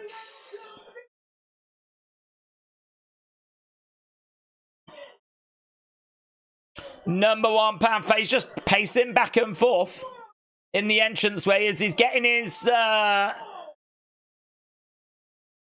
entrance. I mean, it's pretty cool to get Terence Crawford. I mean, legit. And now they're promoting the Crawford Madmarov. The only thing is, we saw him last week, so we're really milking having him around, aren't we? He handed Cody a chair last week. And now he's going to do a fun little segment with Grayson Waller. Why is he wearing black Air Force Ones, says Danny. I couldn't even tell you they were Air Force Ones. I don't know what Air Force Ones look like. Them. This is the #1 pound for pound boxer in the ring with us. I sort of feel like, you know, he's the #1 pound for pound boxer. You know this isn't going to go well. So why do you put yourself in this situation? The people want to hear you apologize, said Grayson.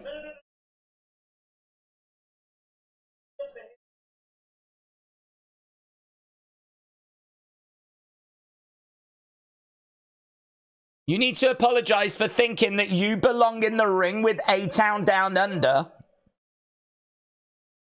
This is our ring. Grayson says to Terence, look at me when I'm talking to you.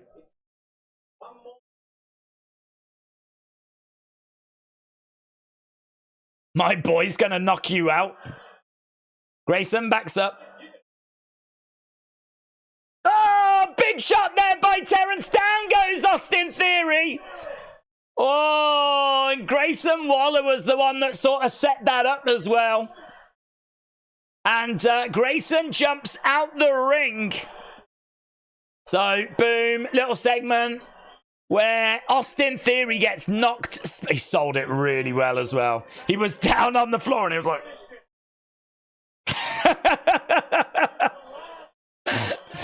Terence is like, yeah, I just knocked out a non-boxer. Yeah.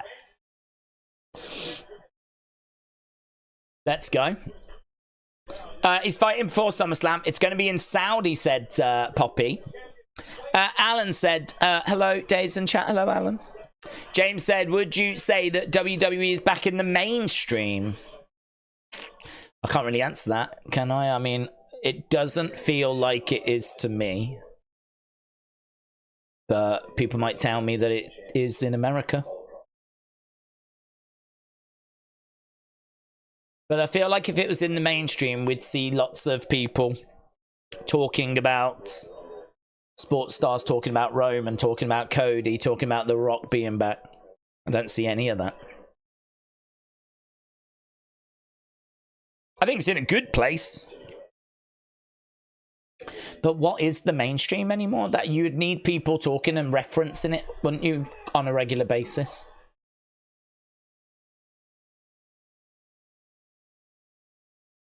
Let me guess, he punched him. He punched one of them, yes. Has been cleared for SummerSlam. Howdy, Gable or Faction? Don't know. Gonna have to find out next week. On Monday.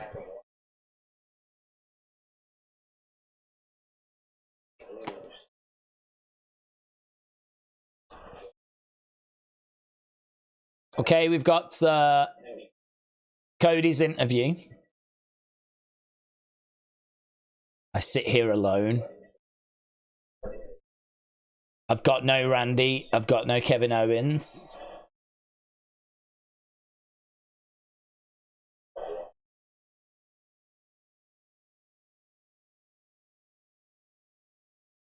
I enter SummerSlam, a man on an island with the deck stacked against me.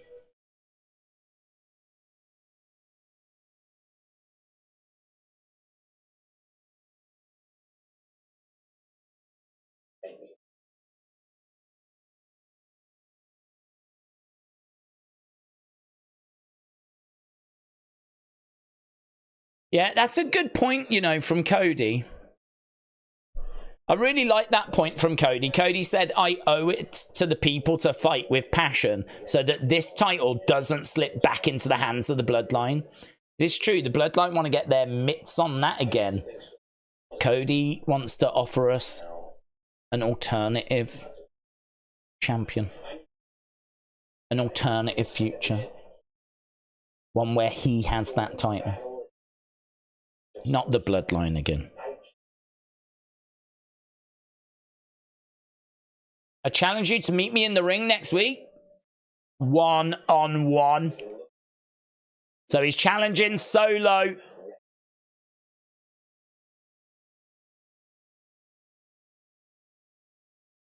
Yeah, Cody says, I'm ready. I want to look in your eyes to see if you're ready.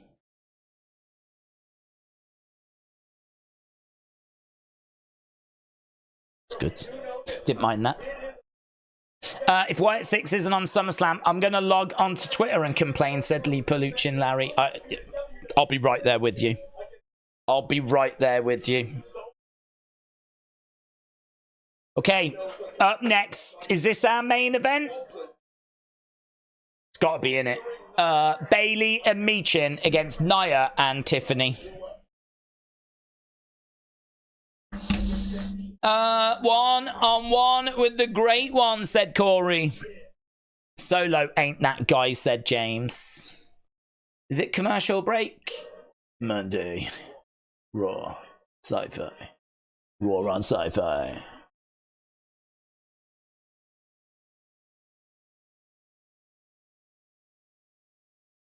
Steph's going to give his ref instructions.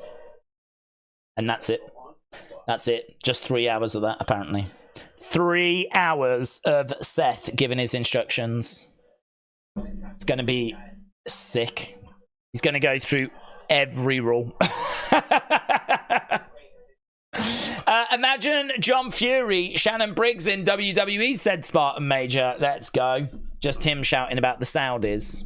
Oh, I love the Saudis. Ellis Dub, hello, said good promo. Not much of an interview that was advertised, that's true. Where were the questions? True.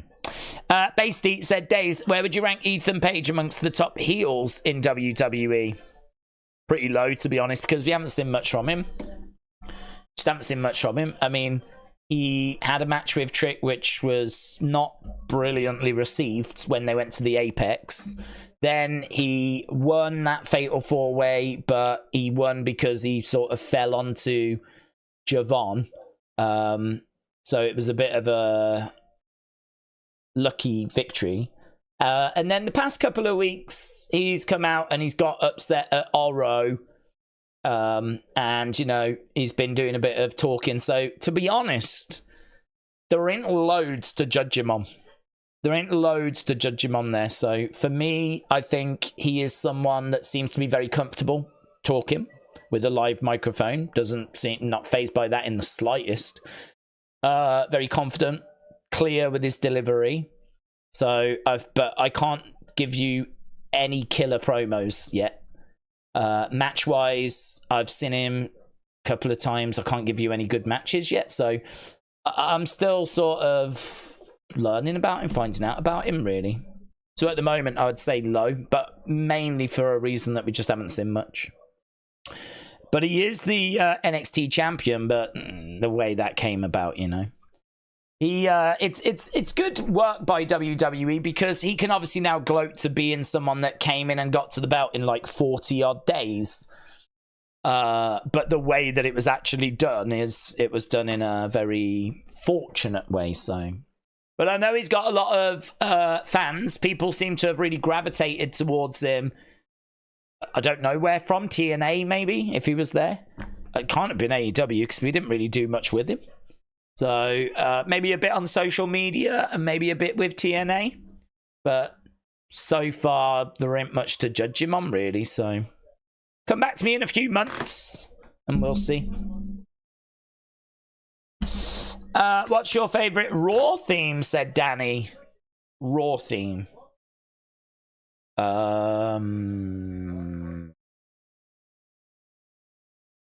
Don't think I've got one. I think Def Rebels sucks. I mean, Def Rebels themes are just not very good, so I'm trying to go through my head as to who's on Raw and if anyone's got a decent theme. Judgment Days was good.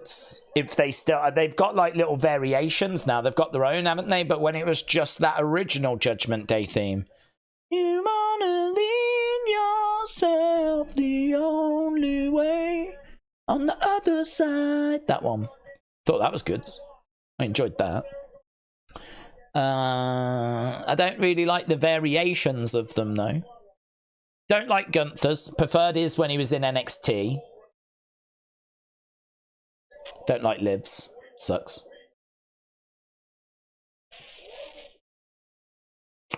Sammy's is okay. But I can't say it's anything special. Don't know.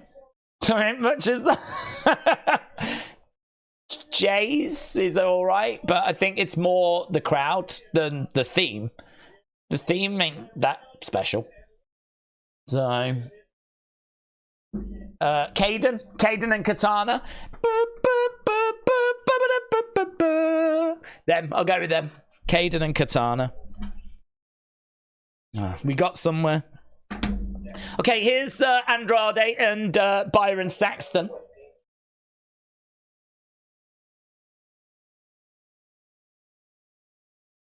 There's Carmelo.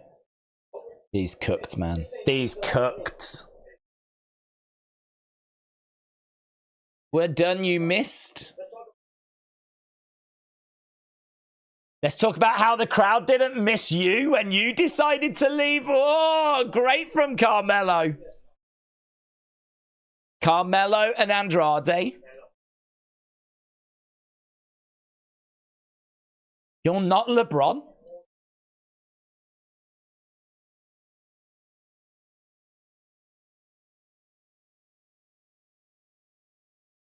Brian, who, Junior? One more match. Oh, I'm down for that. One more match. So we're going to get Andrade against Carmelo again.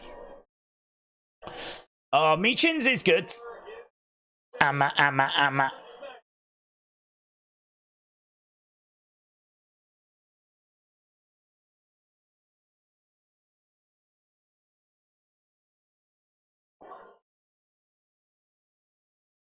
Oh, Nia's attacked her from behind. Oh, you just can't have fun these days, can you? We just can't have nice things.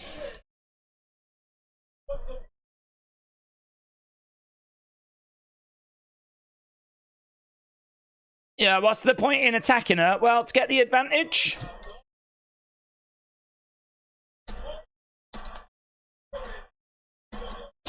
Okay, Nia and Tiffany taking on Bailey and Meechin. Andrade is a goat, said Dro. That is some funny dancing, says Tony. Well, you would know, Tony. You would know. Bailey's come down with a kendo stick. With a kendo stick. I meant the opening theme for Raw. Oh my God, Danny. I just mentally went through all the wrestlers. I don't know, there's been some good ones over the years, but God, none of the recent ones. What was that recent one that sucked?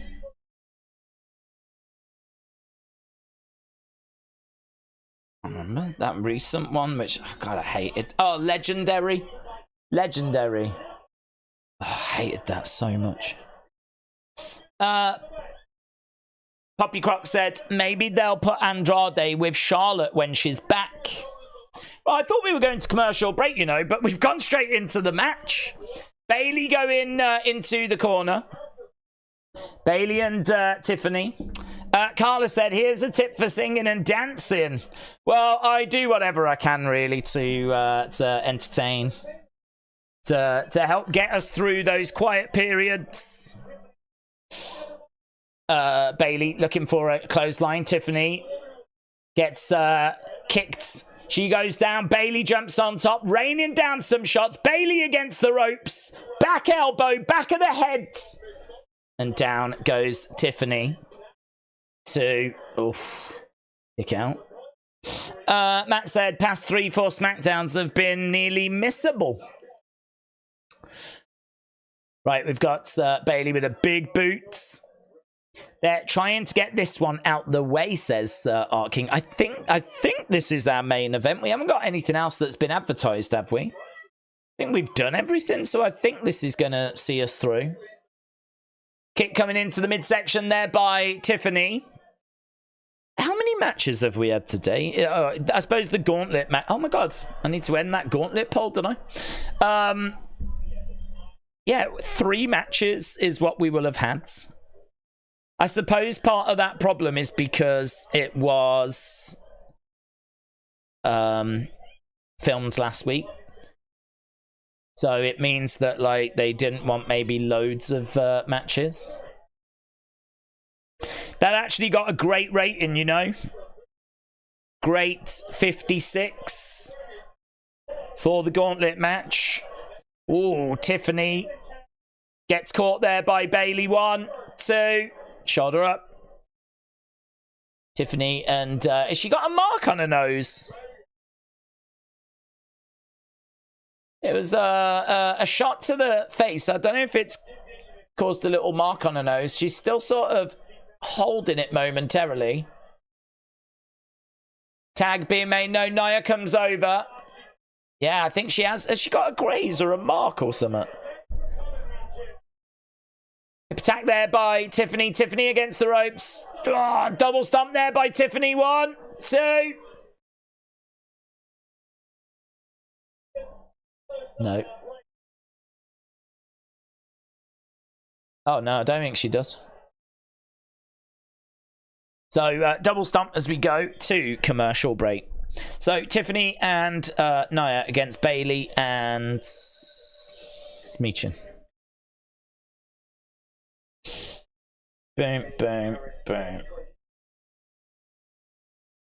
Also, I've got a blooming Olympic adverts. Daze, would you agree to the list of brands night right now? Raw, NXT, SmackDown, said Basti. Yeah, I think so. I on a weekly basis, I'm torn between NXT and SmackDown. Sometimes SmackDown can be better. Sometimes NXT can be better. I think NXT this week was really good. I really enjoyed it. And it's definitely clear of this SmackDown. So this week, yes, I would agree with that. But some weeks, I think it may be Raw, SmackDown, NXT at the bottom.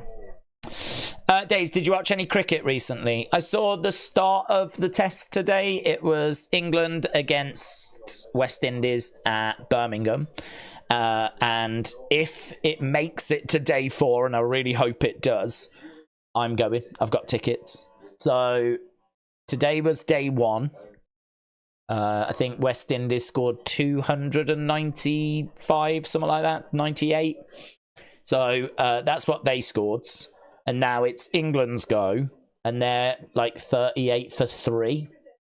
And you're done once they've got 10 people out. So they've already got 3 of us out. So not great. We're trying to get to over 298. And we've only got to 39 or whatever. So we'll see what tomorrow brings on that. See if England can have a better day. But to be honest, I just hope England bat the day. I want England to just bat all day tomorrow. Because then that means that it'll be time to do the second innings. That means both teams get another go. And I can't imagine that will be completed just all on day 3. So that means there should be some action on day 4. And as I said, that's when I'm going. It was a gamble, really, going day 4. But a lot of test matches do make it to day 4. But I need England to bat all day tomorrow. So, yeah, do that, please. Do that, please, England. Bat all day tomorrow.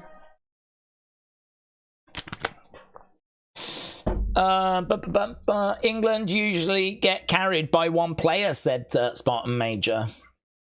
Well, fine. As long as they bat all day tomorrow, that's all I care about.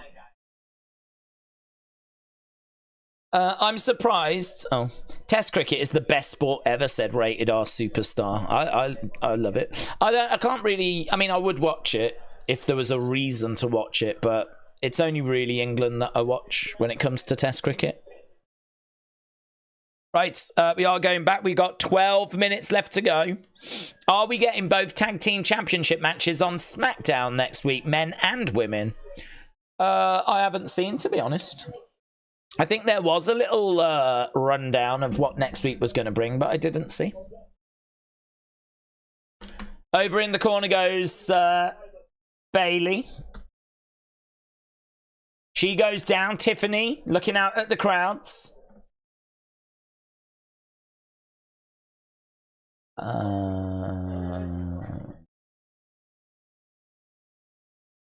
Right now, Nia is in there. They've got Bayley. They're looking to hurl Bayley into the corner. She goes into the corner. Tiffany. Oh, Nia collides into her. So, set for next week's pre-SummerSlam episode. DIY against Bloodline. Alba and Isla against Bianca and Jade. So, yes, both of those tag team championship matches will be on the SmackDown next week. So that's good. I mean, maybe you could have put like the tag matches on at SummerSlam, but yeah, that's fine. It makes next Friday a big deal, doesn't it? So that's fine. Okay, Nia has got Bayley, drives her back into the corner. I wonder if there'll be a cash-in tease.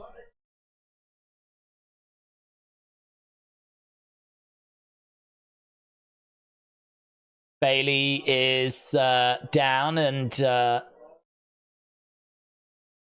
Nia grabs Bayley, hurls her over into the corner. In comes Tiffany.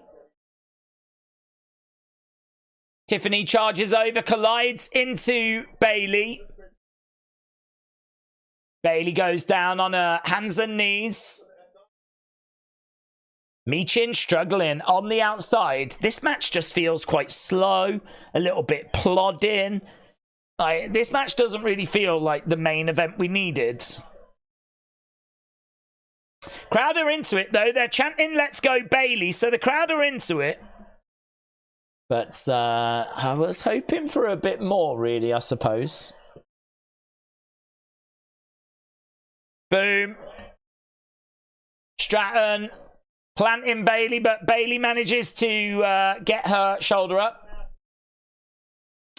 Would you have Tommy Toy Travels on a future stream for singing? What, bring him in for singing? I don't think that's something that Tommy would be looking to do. I think his singing days might be behind him.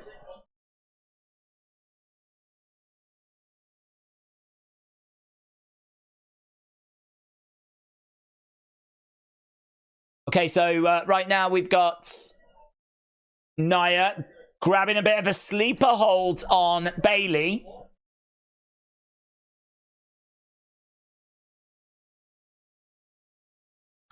Do we think Solo's singing album will be called, said TJF? Don't know. What do you think his album would be called?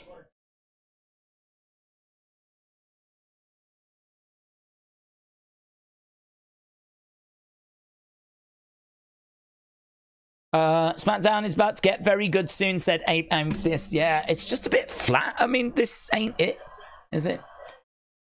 Bayley, though, with Tiffany. We got 8 minutes left to go. I'm wondering if there'll be a cash-in attempt, because there must be something at the big at the end of the show.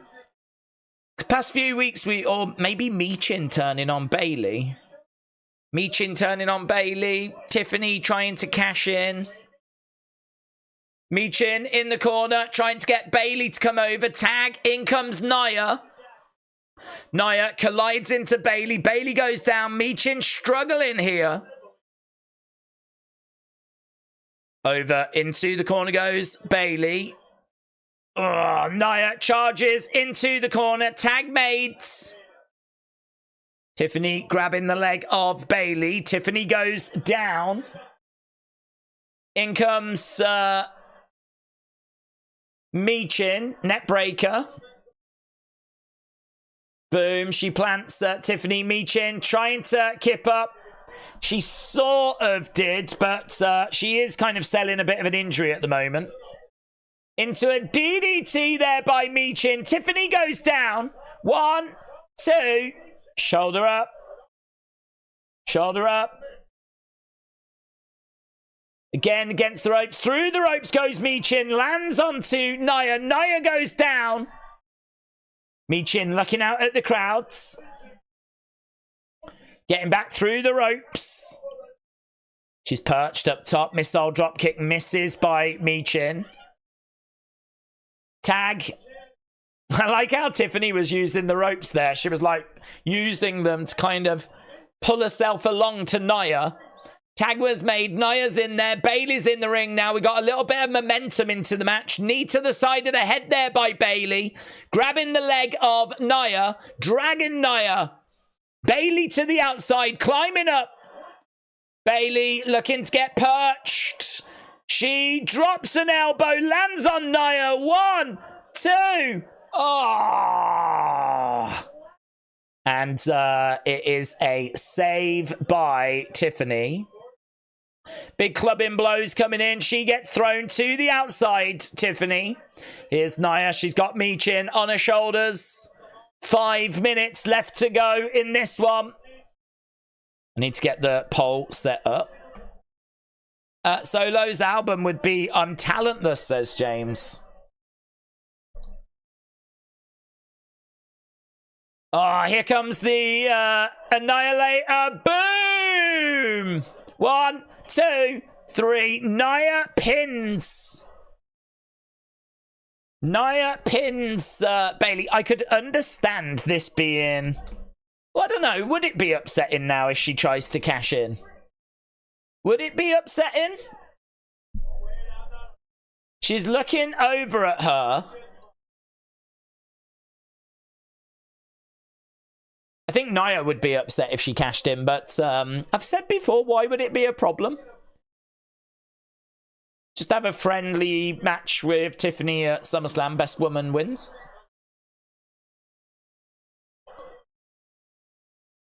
But at the moment, it is a win for Nia and Tiffany. The briefcase was used. And then we got the Annihilator. Will that be the case at SummerSlam? Bailey on the outside with Michin. Oh, hello. Bloodline. Oh, hello. Bloodline. Bloodline. Here's Solo. Cody Rhodes. I'll see you face to face next week.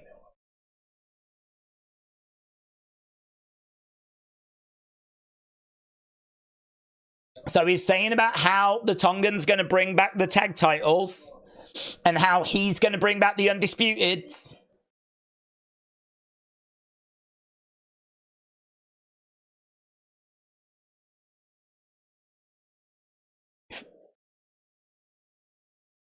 If Roman has got a problem, you know where to find me.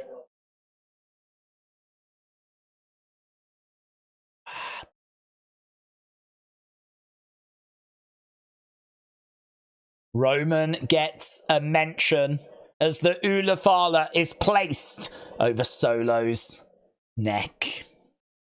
Knowledge. Only because of Jacob. Knowledge. It's not worth it, guys. Just acknowledge him. Yeah, man. Okay. We did get a little summit at the end. We also got robbed of 3 minutes. We were robbed of 3 minutes. Which is unacceptable. Boom. I acknowledge the werewolf. Is that it? Said that's what she said. Yeah, we won't say that was brilliant. Smackdown boring, 0 out of 10. I tell you what though, I do think the opinion videos of this is going to be quite fun. I don't think there's going to be much love for this episode. Roman is going to show Solo who the real tribal chief is. Fox always ends SmackDown 3 minutes early, says TBH. Florist Gump said SmackDown 8 out of 10. Shockwave said poopy SmackDown. Mike said no surprise I heard WWE lazy booking. We got a couple of little bits backstage, nothing monumental. We know that we're going to get the face-to-face things. We got the Cody sit-down interview. We got the thing from... we got the response from Solo. We got that Crawford moment. But yeah, there's not really a way of spinning it as being anything other than disappointing tonight, really. But yeah, get your votes in as to what you thought about the main event match. I'll get the poll up as well so that people can start voting over there also. Yeah.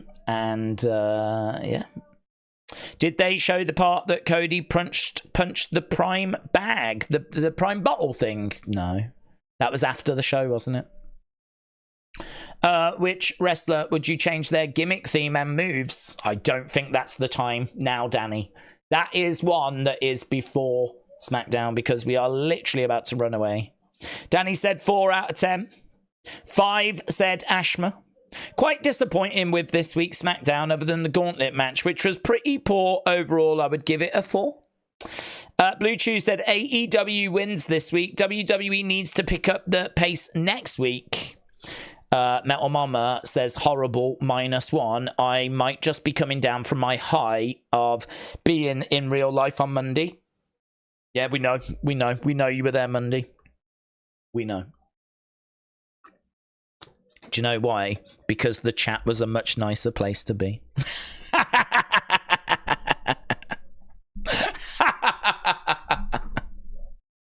I'm like $1 Million Man, but without the money. Pre-tape shows are always not that good, said James. I am going to give it a 3 for SmackDown, said Shots. Albert says 2. Alan said you can make it better by singing the Cody Rhodes theme.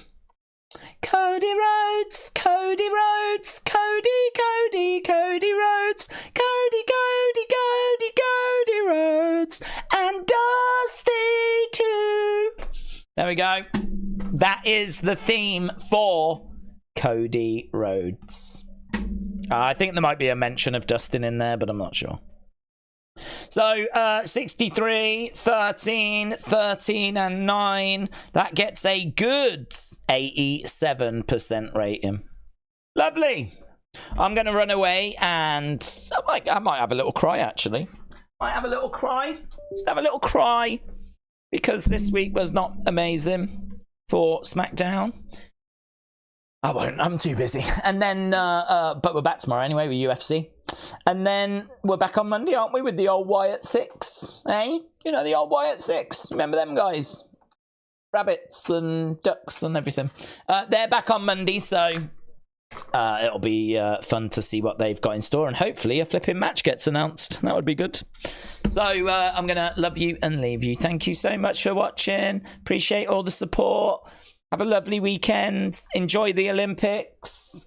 And I will see you whenever I see you. Maybe Monday for Raw. Maybe Sunday when we do our predictions. Maybe Saturday for UFC. I don't know. But have a good weekend. And I will see you again very soon. Bye for now.